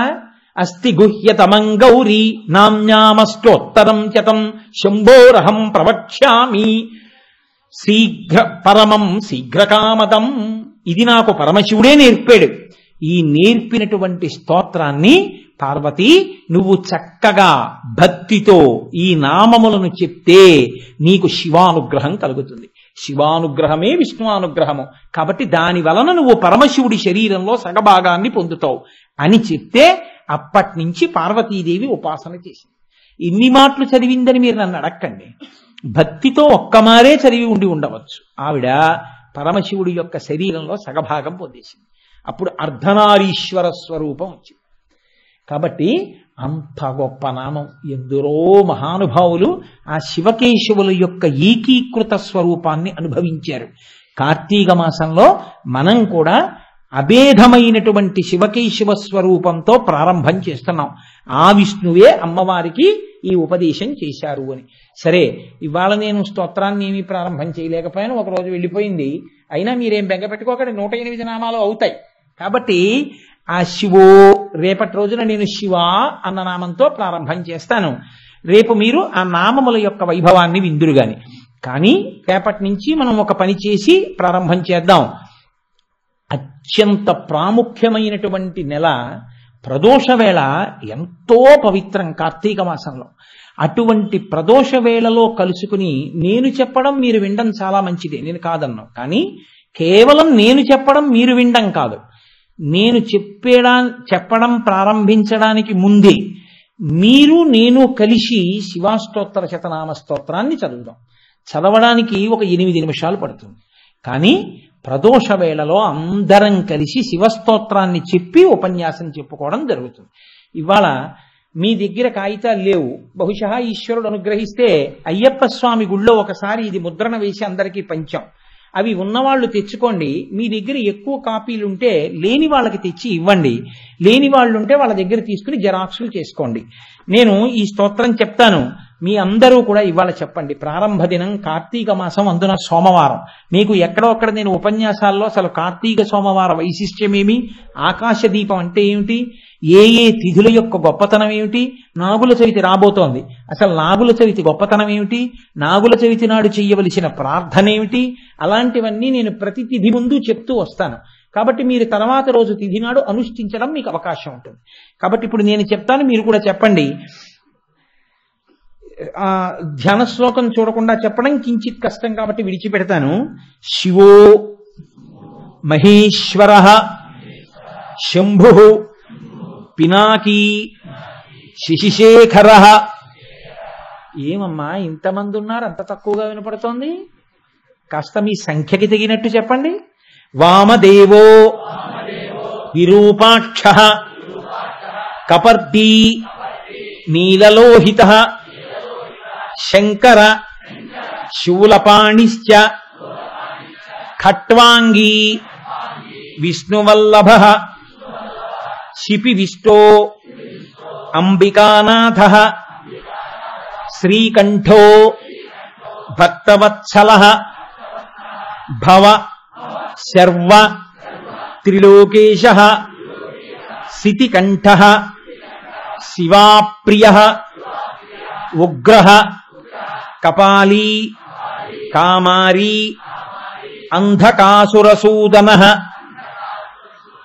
గంగాధరో లలాటాక్ష కాలకాల కృపానిధి భీమ పరశుహస్త మృగపాణి జటాధర కైలాసవాసీ కవచీ కఠోర త్రిపురాంతక వృషాంకో వృషభారూఢో భస్మోద్ధూళిత విగ్రహ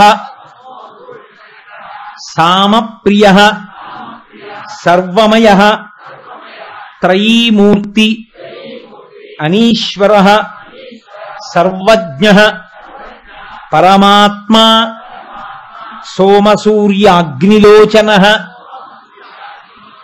హవిర్యజ్ఞమయ సోమ పంచవక్త్ర సదాశివ విశ్వేశ్వరో వీరభద్రో గణనాథ ప్రజాపతి హిరణ్యరేత దుర్ధర్షో గిరిశో గిరీశో అనఘ భుజంగభూషణో భర్గో గిరిధన్వీ గిరిప్రియ కృత్తివాసా పురారాతి భగవాన్ ప్రమదాధిప మృత్యుంజయ సూక్ష్మతను జగద్వ్యాపీ జగద్గురు వ్యోమకేశో మహాసేన జనక చారువిక్రమ రుద్రో భూతపతి స్థాణు అహిర్భూజ్ఞో దిగంబర అష్టమూర్తి అనేకాత్మ సాత్విక శుద్ధ విగ్రహ శాశ్వత ఖండపరశు అజ పాశవిమోచక మృడ పశుపతి దేవో మహాదేవో వ్యయో హరి పూషదంతభిదవ్యగ్రో దక్షాధ్వరహరో హర భగనేత్రభి అవ్యక్త సహస్రాక్ష సహస్రపాత్ అపవర్గ ప్రదోనంతస్తారక పరమేశ్వర ఏవం శ్రీశంభుదేవస్య నామ్నామష్టోత్తరం శతం. రేపటి నుంచి చక్కగా రాగానే నేను ప్రార్థన చేయగానే అందరం కలిసి శివాష్టోత్తరం కలిసి చదివి స్తోత్రాన్ని అప్పుడు ఉపన్యాసాన్ని ప్రారంభం చేద్దాం. రేపు ధ్యాన శ్లోకం శివ అన్న నామంతో ప్రారంభం చేస్తాను. ఇవాళకి ఇప్పటికే కించిత్ ఆలస్యమైంది, మనం సెలవు తీసుకుందాం.